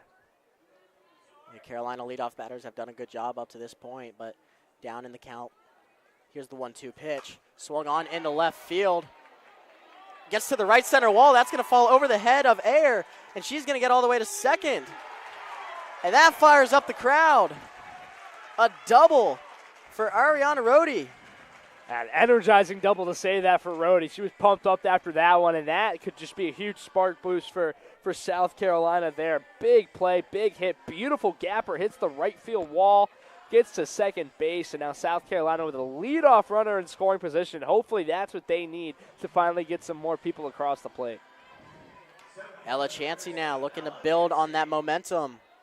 If they can start to rattle Henley a little bit here, that could be very beneficial because they need a few runs to get back in this game. Yeah, especially considering a lot of the second half of the lineup is righties, where you have two lefties leading off, and then you'll have Knight coming in later.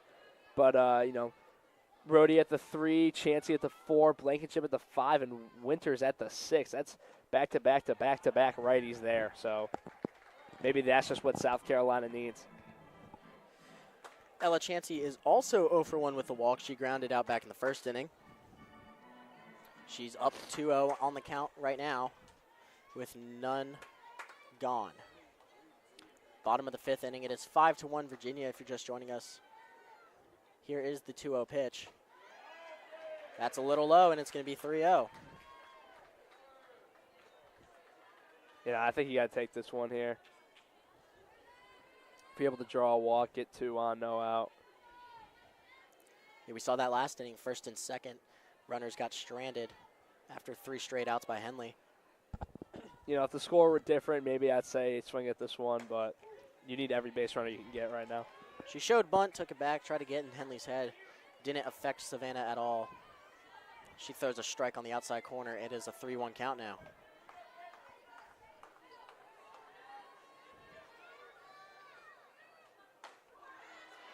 Outside, and it's ball 4. So runners on first and second now for the Gamecocks with none away. Yeah, that one stings a little bit just because, you know, there's so many times you could use a double in this game, and there, even if she got a single, she would have found her way to second. But a great walk there for Chansey. And now here comes Brooke Blankenship. She's 0 for 2 on the day. But another situation with South Carolina able to get 2 on early. Can they finally get them across the plate? Because that's just been their struggle tonight. They're able to get the initial runners on base, able to get some on with 2 outs, but just aren't able to get them across the plate. That's been the biggest issue tonight. That's Calvin DeLude. I'm Austin McConnell. We want to thank you for joining us here on SGTV tonight. Brooke Blankenship, like Calvin mentioned, up to the plate now. With runners on first and second, she takes ball 1 from Henley. Yeah, and this 5-1 ball game here in the 5th inning. You know, you really got to get some of these runners across because sooner, you know, it's about to be too late. You're definitely running out of time in the Gamecock dugout. They're looking for that momentum shift. They might have gotten it from Ariana Rhodey, but they just got to keep building on it here in the bottom of the 5th. 2-0 count now to Blankenship. Henley definitely starting to pitch a little bit more wild here. I think she's losing her control. You're seeing a mound visit here. Or a circle visit. I don't know if that's what they call it. Trying to see if they have anyone going in the Virginia bullpen. It doesn't look like they do, so they should be sticking with Henley here. Just a quick conversation with the coach. Head coach Joanna Harden has done a good job with Virginia in the past. Been here a couple years.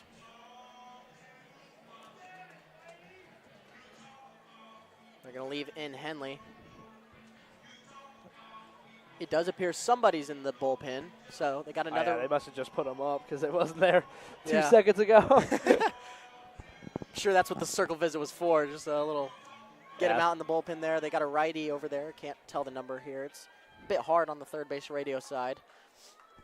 But Brooke Blankenship up 2-0 in the count now. Deals with Henley for the meantime, and we'll see strike one. That good pitch there from her. It's right down the middle. Blankenship taking that one. Trying to get some control back because she's definitely lost at these past 2 at-bats. 2-1 count. Slowly delivered. Swung on, foul down the first base line. 2-2.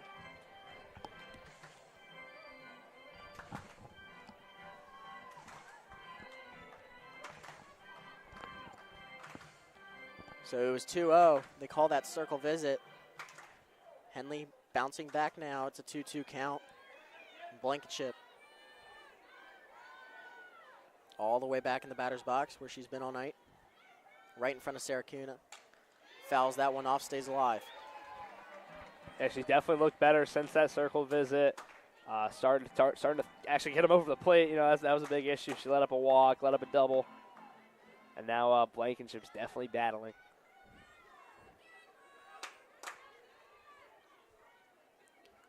Henley deciding what pitch she's going to go with. Has it figured out. Here comes the 2-2. That's outside, and it's going to be a 3-2 count. Really good take there by Blankenship. That was darn close near the edge of the plate, but able to take that one, get a ball. Now we got a 3-2 count here with 2 on, no out. And she's better than me. I would have been swinging for the fences there. As here it comes, that full count pitch with no outs. Runners on first and second. Swung on into right center field. Has a chance. It's getting back to the warning track, not quite there. Tagging up from second. And a runner advances to third. That's Ariana Rohde. So a sacrifice fly by Brooke Blankenship moves a runner to third. They got runners at the corners now. Definitely a little bit easier to get a run. Gave it some solid contact. A good at-bat there from Blankenship. And now you have Lexi Winters coming up. Lexi Winters had a sacrifice ground out and also a strikeout in back-to-back innings. So yeah, no, she was hit by a pitch earlier in this game, and she's been very strong behind the plate for South Carolina. Some good defensive catching from her tonight. Yeah, so the worst thing you can do here is ground into a shortstop or a second base double play here. I mean, any double play won't help, but yeah, well, anywhere on the field, I bet. But getting that runner in from third is going to be huge if Lexi Winters can do so, or if the Gamecocks as a whole can do so. They do have Chansey on first still. Here comes the pitch and a fly ball over to first base. It was going into foul territory. Looked like it went off the inside of her bat. And it's caught, so 2 outs now with runners on first and third. Just a little blooper there right to the first baseman. Not what you want to see from the bats for South Carolina. And it's looking like it might happen again where they're able to get runners on early and then just crumble. So Abigail Knight trying to destroy that narrative. Henley trying to keep it going. Gets the first chapter as she gets strike one. And Henley facing her first lefty in a minute. Been 4 batters. It'll be interesting because Henley is the lefty on the field right now at the circle, but the person they have warming up for the Hoos is a righty, so maybe trying to counter that just a little bit. Switch it up for the Gamecocks as that's going to go outside, 1-1 count. And it'll be good for South Carolina if they got a righty facing the top of the lineup. They got Lilio and Shelton. Back-to-back lefties to lead off the order. Abigail Knight bats in the 7-hole for the Gamecocks. Trying to keep the bottom of the 5th going here. Takes that one inside. 2-1 count. Yeah, real nice take there. I mean, it looked like a strike to me, but I kept waiting for Ellison to kind of stick his hand up a little bit, but he didn't move, and as South Carolina biased reporters, we're a little happy about that one. It is student Gamecock television. It is student Gamecock television, yes. Got to remember who we're watching here. And another good take there. She's up 3-1. So 3-1 count. She gets ahead of it here. Henley smacks her gloves, starts to settle in here. trying to fire herself up, but keep herself composed at the same time. Abigail Knight trying to score the third base runner, and she will do just that as there's a hit into left field. In comes Rhodey, and the Gamecocks get one back. 5-2 is now your score. Finally able to cross the plate for the first time since the second inning. Really nice hit there from Knight on a lefty-lefty matchup, opposite field base hit. Now you got 2 on with 2 out, down by 3. That's a big opportunity for South Carolina to get a little 2-out rally going, which we've seen tonight has been dangerous. Virginia able to put up 3 with 2 outs in the first inning. South Carolina's only runs tonight have come with 2 outs, so we'll see what they can do here as Wilson's up to bat. Audrey Wilson pinch hitting for Sam Gress here in the bottom of the 5th. Sam Gress pitched for 3 innings, batted in the 4th. And the freshman from Fort Mill, South Carolina, in their first game.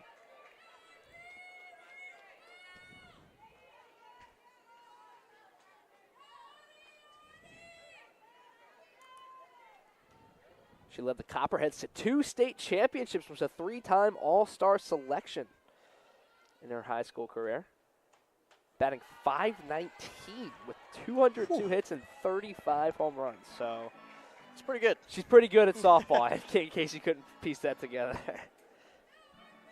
3-time Copperhead Award winner. Also earned the Foreign Language Award. So why not? She's done it all. Yeah, really. All-around talent, Audrey Wilson. Well, let's see how she does in her first at-bat here. The pinch hitter wearing number 12 for White. Watches that one up high. It's a 2-1 count now with 2 outs. Runners on first and second, 5-2 ball game.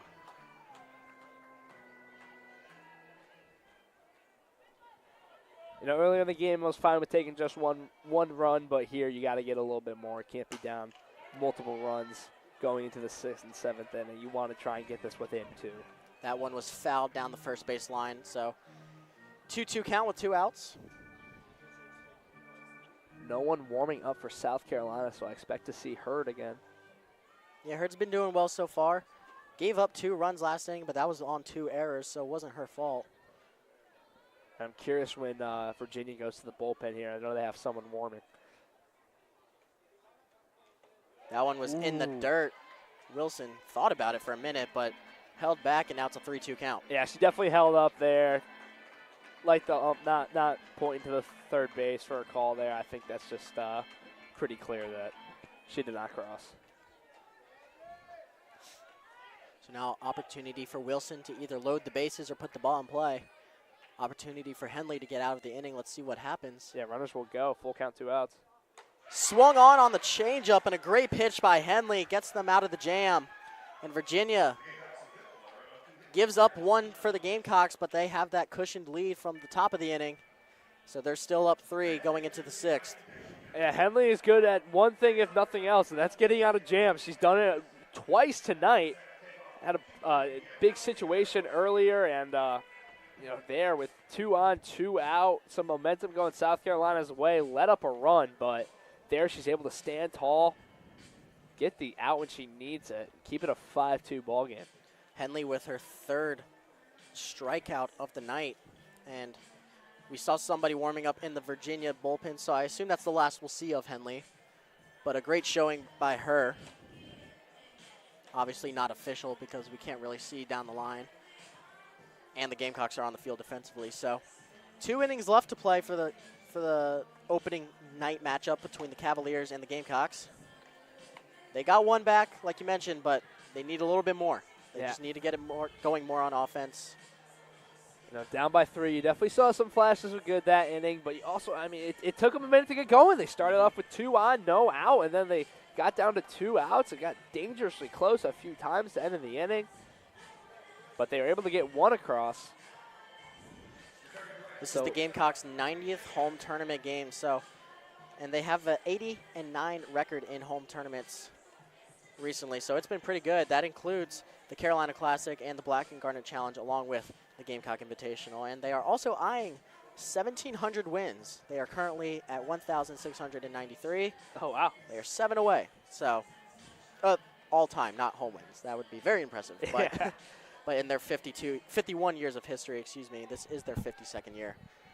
Looking to reach some more milestones, but Virginia playing spoiler to that so far is Jade Hilton leading off yet again at the top of the order. I know she is she's over 2 with a walk and a K. Hurd was the one to dish it to her.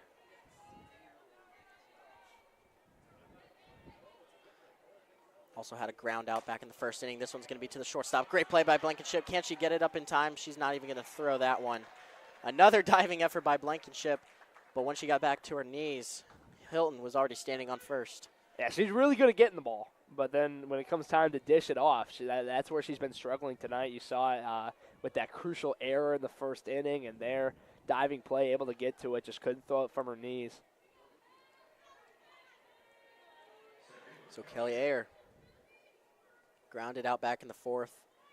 Had a single in the second and a single in the first. She fouls that one off for the 0-1 count. Yeah, both her hits came off of Gress. Has not gotten a hit off Hurd yet.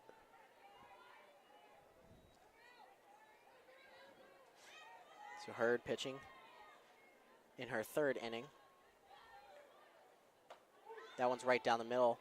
Beautiful pitch from Hurd, and she's ahead of the count 0-2. This math on the board does not add up. I don't know who's running the scoreboard, but 2 for 3 on the day is not an 800 average.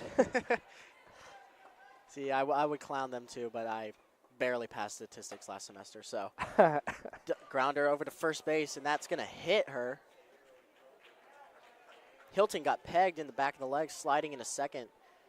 That came from Ariana Rohde, and so everyone is safe, and it's first and second for the Cavaliers. Well, if this were kickball, it'd be an out, but here in college softball, that she's going to be safe there at second, and a big error there for South Carolina. They were trying to turn 2 and just didn't work out. Maybe even wiffle ball, depending on the rules you played. Yeah. But Cabrel, back up, there's a throw. Nope, she pumped. Lexi Winters thought about throwing down the third. Cabrel showed bunt, and now Ayer and Hilton are standing on second and third as they steal. And now they're going to have a quick circle visit here with Hurd. Yeah, no outs, 1-0 count there. In deep waters right now, the Gamecocks are, so want to make sure they take take the right approach here, I should say, as, you know, they gave up 2 last inning, honestly, on plays they shouldn't have. Yeah. Should be still a 3-2 game, realistically, or hypothetically, I should say. Yeah, well, Hurd, I mean, it really hasn't been her fault, the damage that's been dealt from her. You know, just coming off of a few errors. You know, the first hit of that inning here, the diving play at short, just couldn't get it to first, and then an error. So she's been doing good. Just a few mistakes from the infield. And, you know, we saw it last inning with that drop and right. Has not been getting help from the South Carolina defense.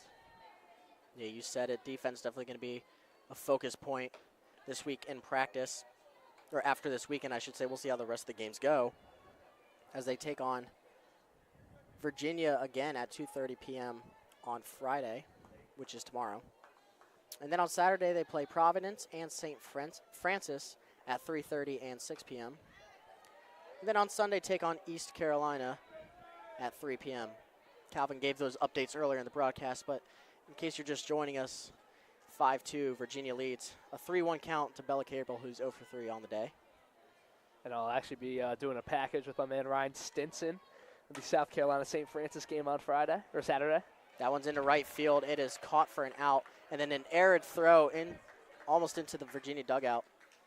1 run scores on a sac fly by Cabrel, and it's 6-2 Cavaliers. Yeah, that's going to go down on her ERA for sure, or it's going to bump it up a little bit. That was a hit that she definitely allowed, but you know, you still have a runner on third. So Kelly Ayer moves to third. Like Alvin just mentioned, Macy Eaton steps into the plate now. She's 1 for 3 with a single and a strikeout today.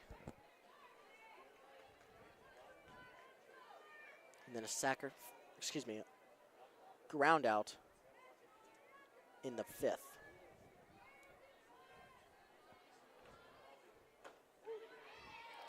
Takes that one for strike 1 down the middle. 1's across the board. 1 out, 1-1 count.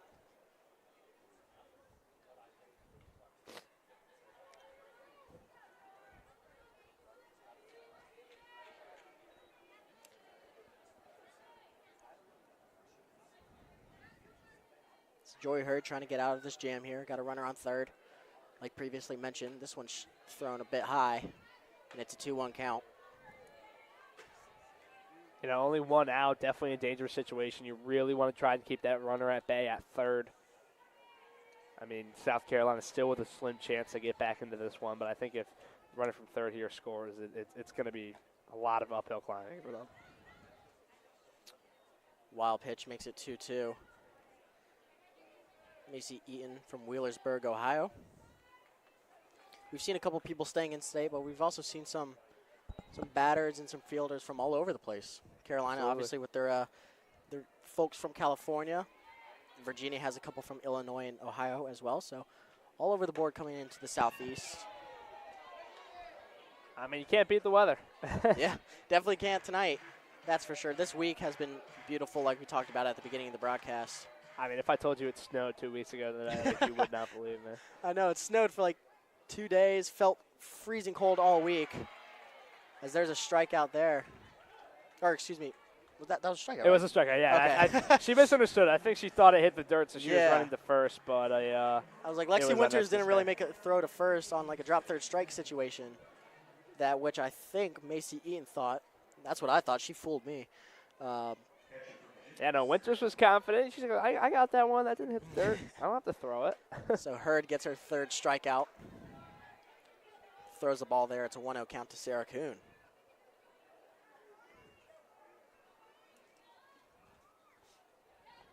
So 2 outs now. It would be great for Joy Hurd to get out of this with only 1 run, as a great snag at third base, thrown on to first, and they get the out. What a play by Ella Chansey, making that snag on third base and limiting the damage to only 1 run, because that would have scored one had it got down the third base line. Gamecocks going to the bottom of the 6th, looking to get a lot of runs because they need them. Yeah, quick hop off the ground, but a great field by Chansey. Fielded with her glove. Nice throw to first, and we've seen that throw to first, which is hopefully routine. Has not been routine tonight, but a great job there. Closing out the inning, only allowing 1 more run. And now they have 6 outs to work with. They need 4 runs to get back into this thing. So Shay Anderson is due up in the 9 hole here in the bottom of the 6th. 2 chances, 6 outs for the Gamecocks to get back in it.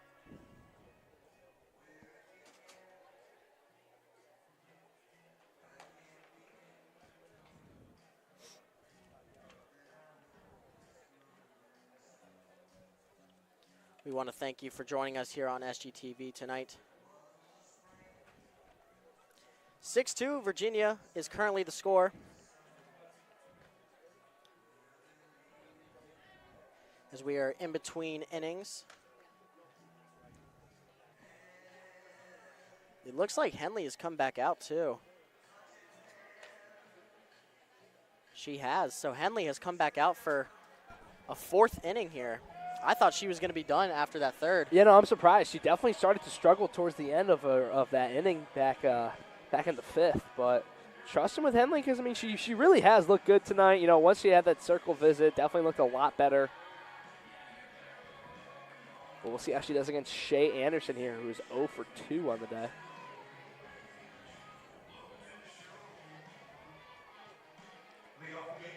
So Shay Anderson batting in the 9 hole.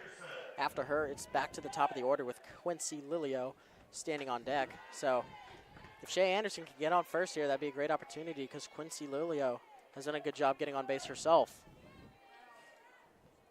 Gamecocks have 6 outs remaining to work with. They have the bottom of the 6th, and then they have to get through the 7th. They're down 4.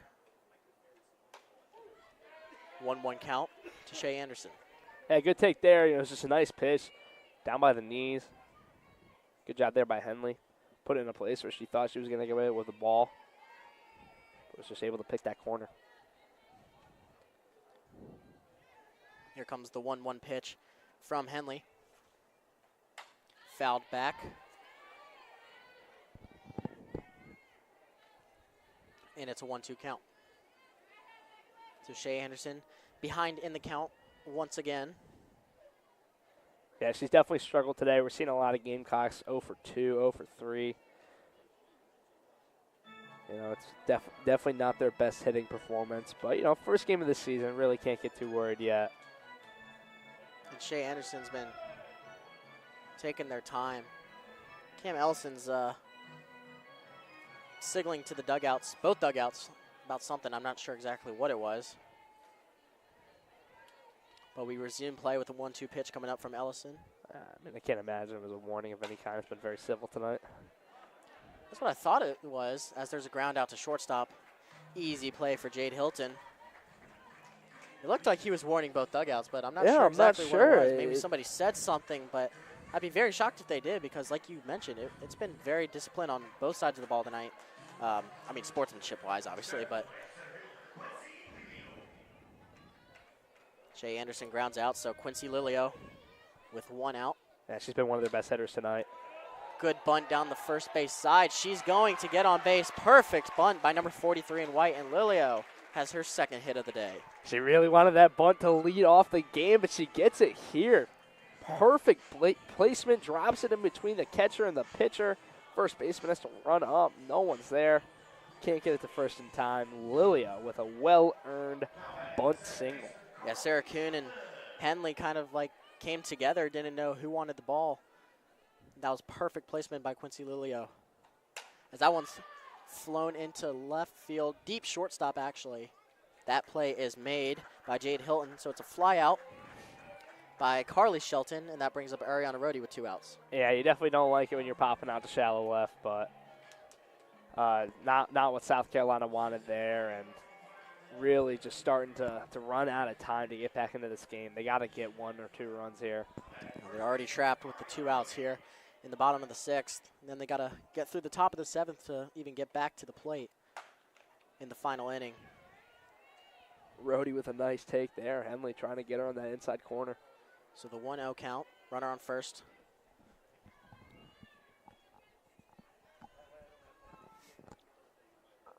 Henley delivers, just barely tipped and goes over the head of Sarah Kuhn. Yeah, got just a piece of that one. That was a hard, powerful swing, too. It was. She really wanted a lot of it.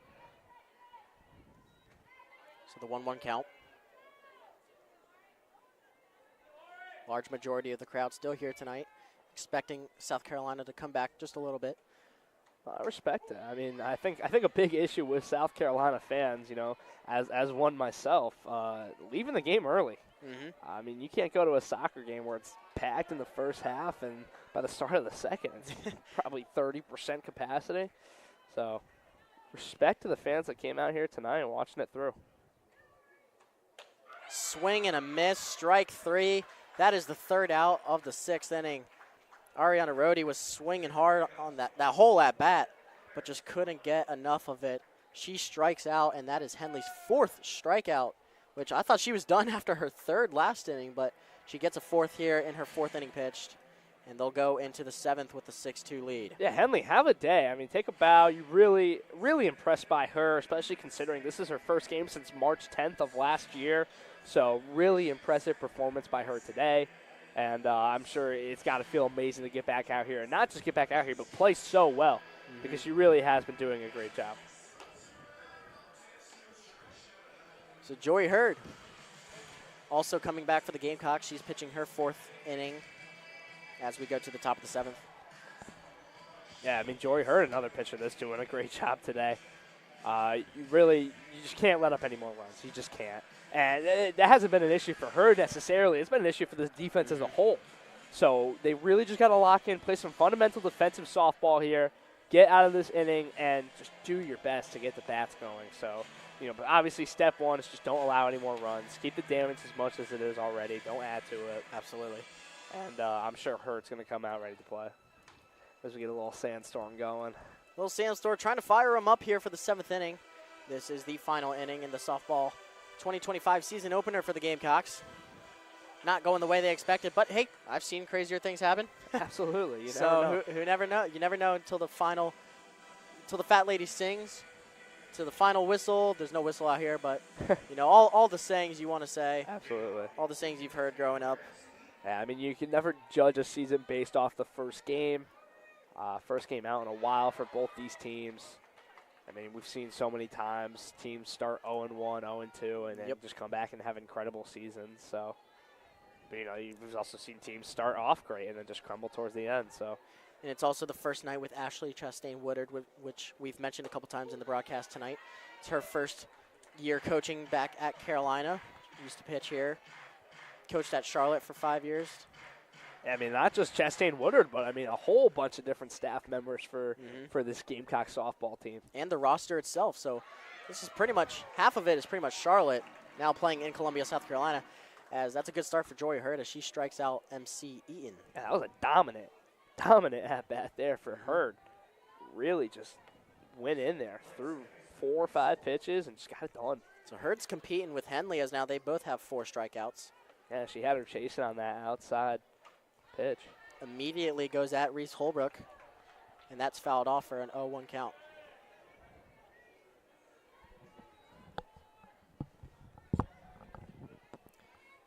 So Reese Holbrook's 2 for 3 today. Lets that one go and sees strike 2. So Joy Hurd making quick work of these batters so far. Wasting no time trying to get Carolina back on offense. I mean, we'll see if she can close it out, but right now she's just pitching right at them. And there is another announcer's jinx by yours truly. I apologize, Joy Hurd. She throws the ball high, and it's a 1-2 count.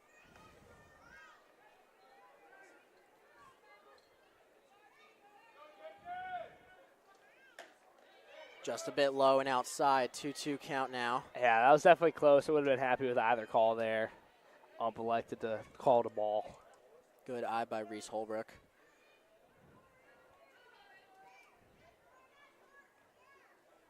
Swing and a miss, strike 3. So Joy Hurd bounces back after 2 balls and strikes her out. 2 away here in the top of the 7th. Well, Hurd was the strikeout leader for South Carolina last year, and you're seeing why tonight. 5 Ks for her in relief appearance. Great night for her tonight. And I expect to be seeing this all year long.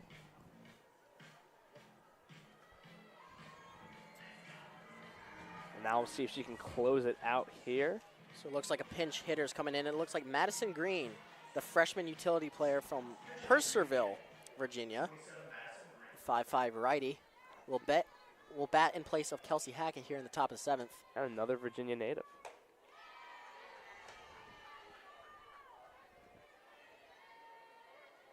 So Madison Green sees ball 1 to start her at-bat, her first at-bat of 2025. Pinch hitting for Kelsey Hackett, the left fielder wearing number 1. Swing and a miss. I mean, this is a rude awakening to the season when you're playing a pitcher like Hurd. And she's pitching angry right now, too. You can see it this inning. The Joy Hurd is done. She is ready to sit these batters down. Let's see if she can do it here as there's a fly ball. Goes foul off the netting. Makes that a 1-2 count with 2 outs to go. Or 2 outs down, 1 out to go.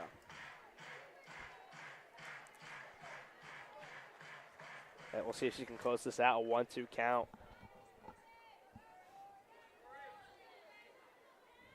The 1-2 from Hurd. Ring her up. And they ring her up. So 3 outs. Great job by Joy Hurd defensively for the Gamecocks. She gets her 6th strikeout. 3 up, 3 down by Joy Hurd alone. She made sure no errors were happening that inning. Yeah, I mean, this game really just has been filled with 2 dominant relief pitching appearances from Henley and Hurd. And we're going to see Henley stay in the game here. Wow. But Hurd, what a performance by Hurd. You really just see why she's one of the best pitchers on this team. 1.88 ERA last year. And a dominant performance tonight from her. So really exciting stuff. But now South Carolina, they got to flip their mindset a little bit, try and get back into this game. They're down by 4. They need to get forward on the board. 3 outs to do it. But they're facing Henley, who has just been dominant tonight. So really outstanding pitching all around. Bottom of the 7th. On the way, they got the video board on, turned up loud, trying to fire up this Gamecocks offense. And it's going to start with Ella Chansey. I know Ella Chansey 0 for 1 on the day. Due up is Ella Chansey, Brooke Blankenship, Lexi Winters, the 4-5-6 batters. So kind of the meat of the lineup here for the Gamecocks. And they could use the power. They've been trying to get on base. They've been trying to do, more strategic I think they just need to put it in the gap and get around the bases as quickly as they can, because down 4, 3 outs remaining, you can't play around too much anymore. For sure. And I expect to see some pinch hitters here at some point in this inning. Absolutely. You know, if you're a fan of the lefty-righty matchup, looking at that mindset like I am, then we got 3 righties in a row here. If they're able to get past that, then Knight is a lefty at the 7th spot in the lineup. But here's Ella Chansey with 2 walks on the day. So South Carolina's been good at getting the lead-off runner on, and it's going to be helpful here if they can. She lets that one go for ball 1.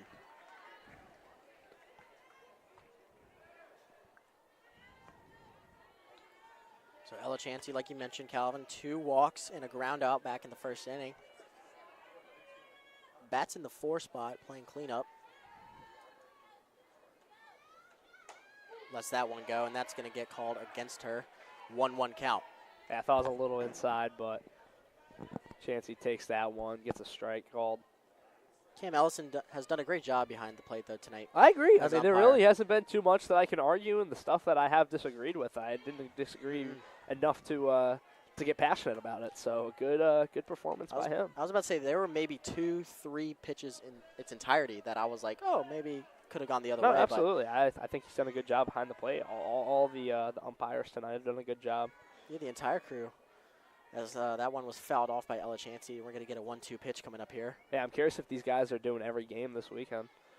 I'm not sure. I'm sure they'll rotate. Oh, yeah, I'm sure they're definitely going to rotate, but Yeah. I'm just wondering if it's just going to be the same 3 guys. Ball Or if they'll bring in outside, it's some more. 2-2. They're definitely going to get their work cut out for them if it's just them, though. Oh, We yeah. have 5 games tomorrow. 4 games Saturday, Yeah, and then then 3 games on Sunday. So yeah. my math's correct. That's what, 12? Yeah. Ah. Or 5, 4, 3. 5 plus 4 is 9. As grounded back to second base. And it's bobbled. Exactly the break the Gamecocks needed. That could have been a routine ground out. But an error by Reese Holbrook. And Ella Chansey's on base. it was a hard hit ball. Couldn't get enough of the glove on it. Drops it. Big play there for South Carolina. Crucial error, and errors have just been the name of the game tonight in terms of producing runs. So now Brooke Blankenship is up. She's 0 for 3 on the day, so she is due for a hit. So was Ella Chansey. She got her break there. That's going to be ball 1 to Brooke Blankenship. And well, Chansey's found her way on base 3 times tonight, and not one of them from a hit. Here's the 1-0. That's going to get called against her, and it's a 1-1. So deja vu of Ella Chansey's at-bat.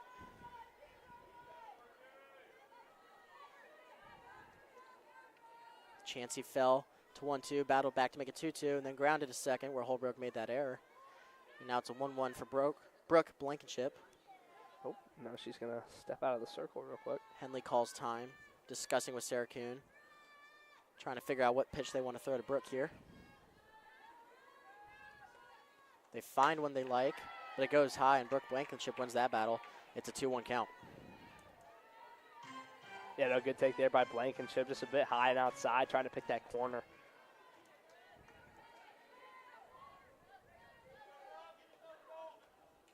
That one's in the dirt, and it's a 3-1 count now for Brooke Blankenship. We've seen this a few times tonight where she starts off pitching a little wild at the top of the inning, but then kind of locks in after this. I wouldn't be surprised if we see a circle visit after this at-bat.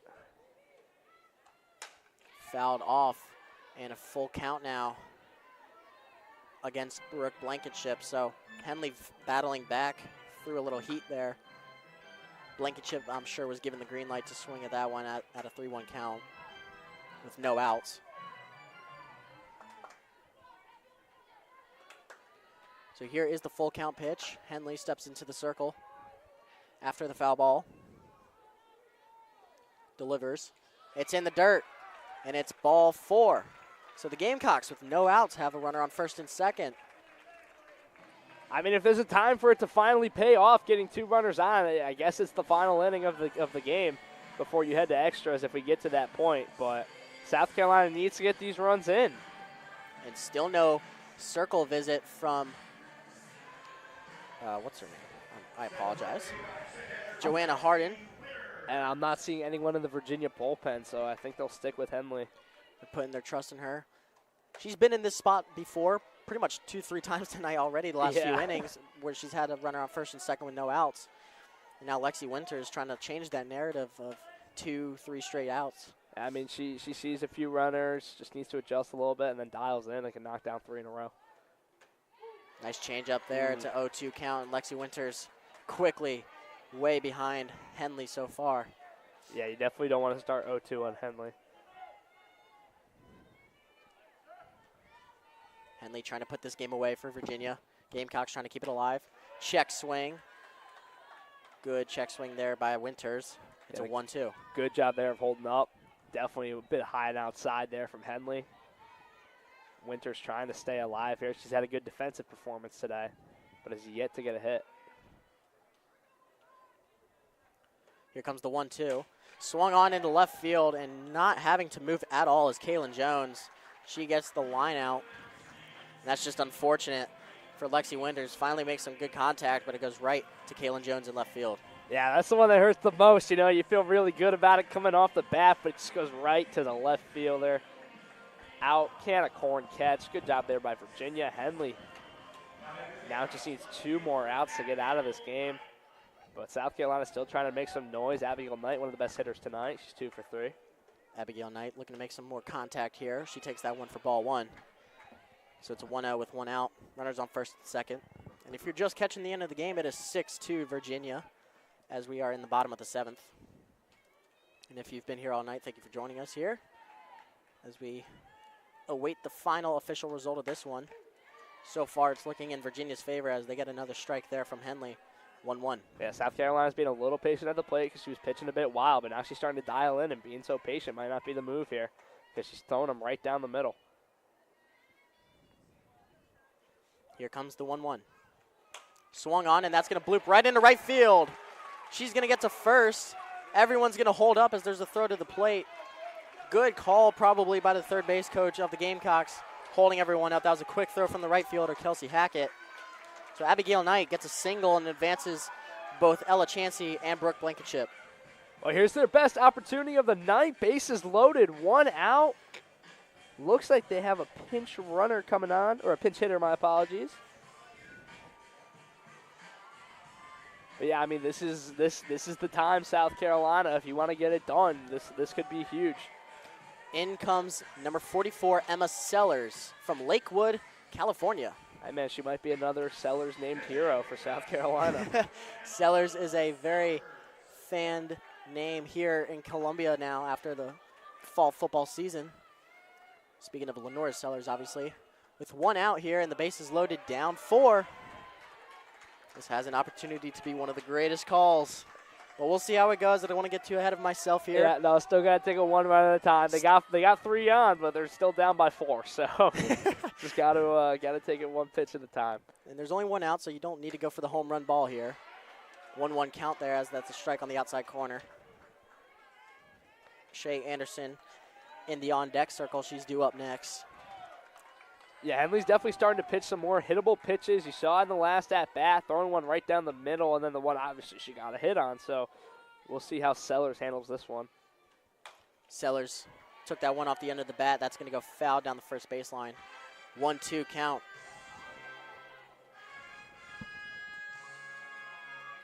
Emma Sellers, the senior utility player from Lakewood, California, like I just mentioned, in her first at-bat of the night. Henley gets a mound visit by Cabral. They're going to discuss a couple things. Cabral hyping her up a little bit, giving her a little pep talk. She's been a good leader here tonight at third base for Virginia. So Henley delivering the 1-2. And that goes high over the head of Sellers. And Sellers battling back a little bit with a 2-2 count now.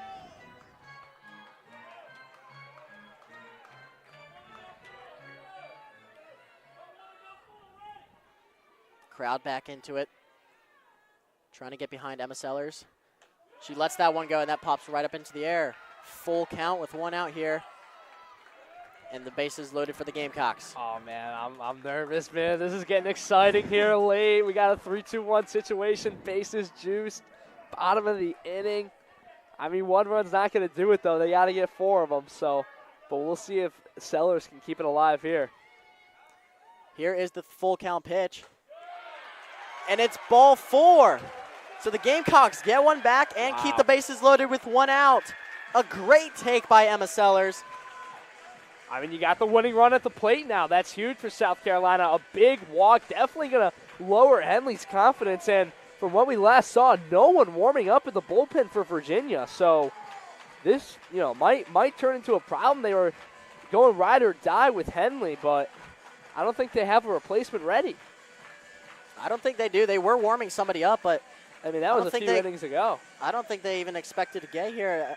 And now there's a circle visit coming to Henley. But it looks like they might be taking her out of the game. I'm not sure. And she... I mean, I guess they were just... Yeah, I think they were quietly done. warming someone up because out comes Henley. And we'll see who comes from the bullpen.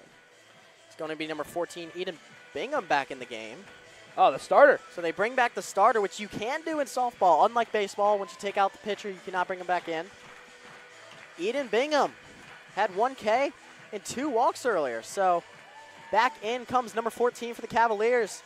She started them off right. Let's see if she can finish the job. I mean, yeah, not a bad idea. I mean, she did look good today. Only 2 runs, or only 1 run allowed in 3 innings of work. Joanna Harden has her faith in her, so they bring her back. I know, and they've been working with a lefty for a while. Now South Carolina's going to have to adapt, going back to a righty, and they have a majority of righties in the lineup. But batting right now is Shea Anderson, and then they got Lilio and Shelton right after, 2 lefties. So an advantage for South Carolina there. So Eden Bingham, already warmed up arm. That's probably why we didn't see her in the bullpen. Yeah, no, that makes sense. She's been pitching for 3 innings already. So we'll see. They pulled her after that 3rd inning where she had 1 strikeout and 2 walks. Only gave up 1 run. So we'll see. The Gamecocks have already seen her, so that's a good sign for the Gamecock offense as Shea Anderson steps into the plate. And here's the thing. If Shea Anderson can find a way on base, no out, or with 1 out, if they don't get an out here in the next play, they're back to the top of the order. Absolutely. Bases loaded for the Gamecocks here. You got to be patient here if you're Shea Anderson, though. You don't want to be swinging early, especially. Haven't seen her in a few innings, so just want to get a feel for how she's going to pitch. She is patient there and sees strike 1. Come attacking early, Bingham. I respect it. Assert your dominance. So Eden Bingham, like mentioned a couple times before, started this game, pitched 3 innings, is now back in after Savannah Henley had a phenomenal 3.5, 4 innings. And you see right there, low and inside. That was her problem pitching earlier. She really found that spot often. Trying to get it over the plate and just kept throwing at the knees of the Gamecocks. There comes the 1-1. That's a bit high, and it's a 2-1 count now. I don't know, struggling to find some control early. That first pitch looked good, but now back-to-back balls pretty far off the plate. So 2-1 count coming now. That's a bit high as well. It's a 3-1 count now. So, like you mentioned, be patient for Shea Anderson. Don't swing at something in the dirt here. Don't swing at something wild. 3-1, though. Do you swing at it? Oh, man. Oh, man, I don't know. This is why I'm not playing. This is why I'm up here in the booth with you, Calvin. Oh, I'm excited. Let's see it. And that's outside. Shea Anderson draws a walk. And Virginia gives up another run. It's 6-4. Back-to-back walks for South Carolina. We got a 2-run ball game, folks. The winning run is on first base.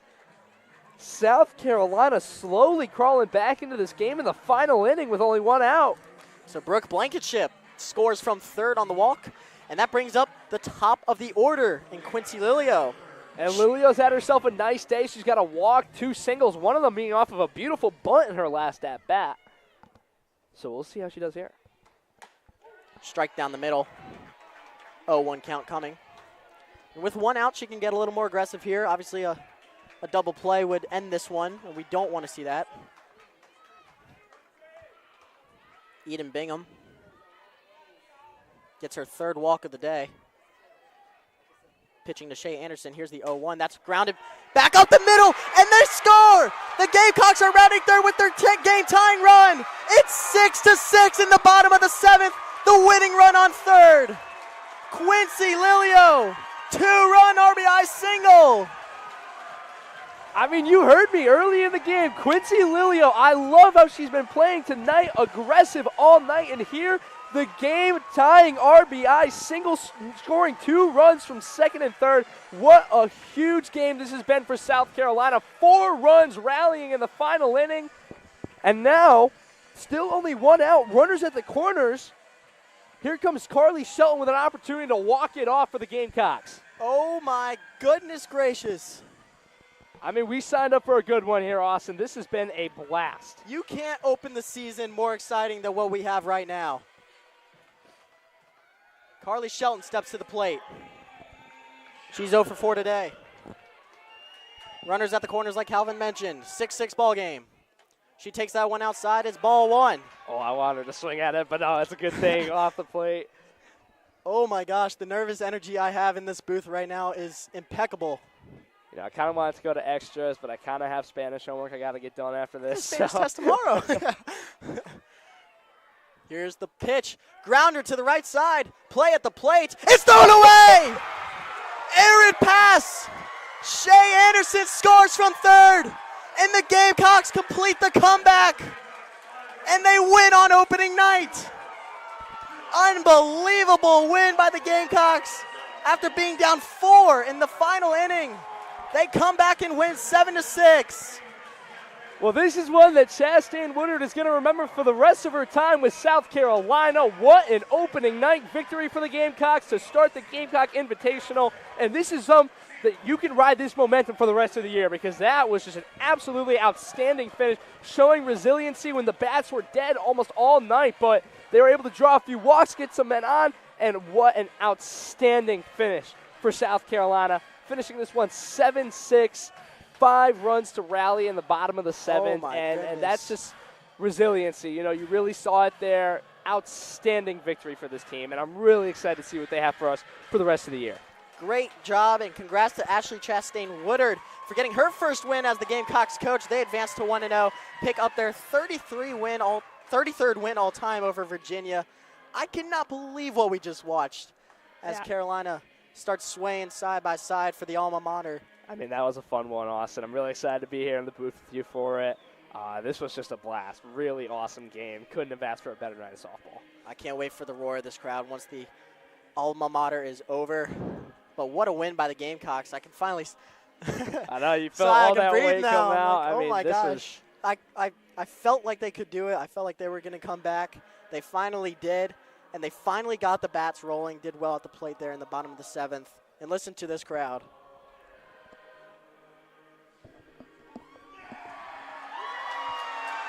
What a fun game. Oh, my goodness. I'm going to be thinking about that one for a while. Oh, this man. Is just such a perfect start for the season for South Carolina. You definitely had some bumps and bruises, but they never let themselves get down. They stayed in it, stayed true to themselves, and were able to close this one out with a fantastic victory. A huge win for the Gamecocks on opening night. Calvin, I want to thank you for joining me in the booth tonight. I mean, good luck to anybody else coming in here on SGTV. You really can't top that game. What looked like the Gamecocks were going to be out of it, they finally come back and get the bats alive in the bottom of the 7th. We want to thank you guys for joining us here tonight. Alongside Calvin DeLude, I'm Austin McConnell. A phenomenal win. I'm still speechless over that one. And a comeback win for the Gamecocks. They advance to 1-0 as they beat the Virginia Cavaliers 7-6. Good night.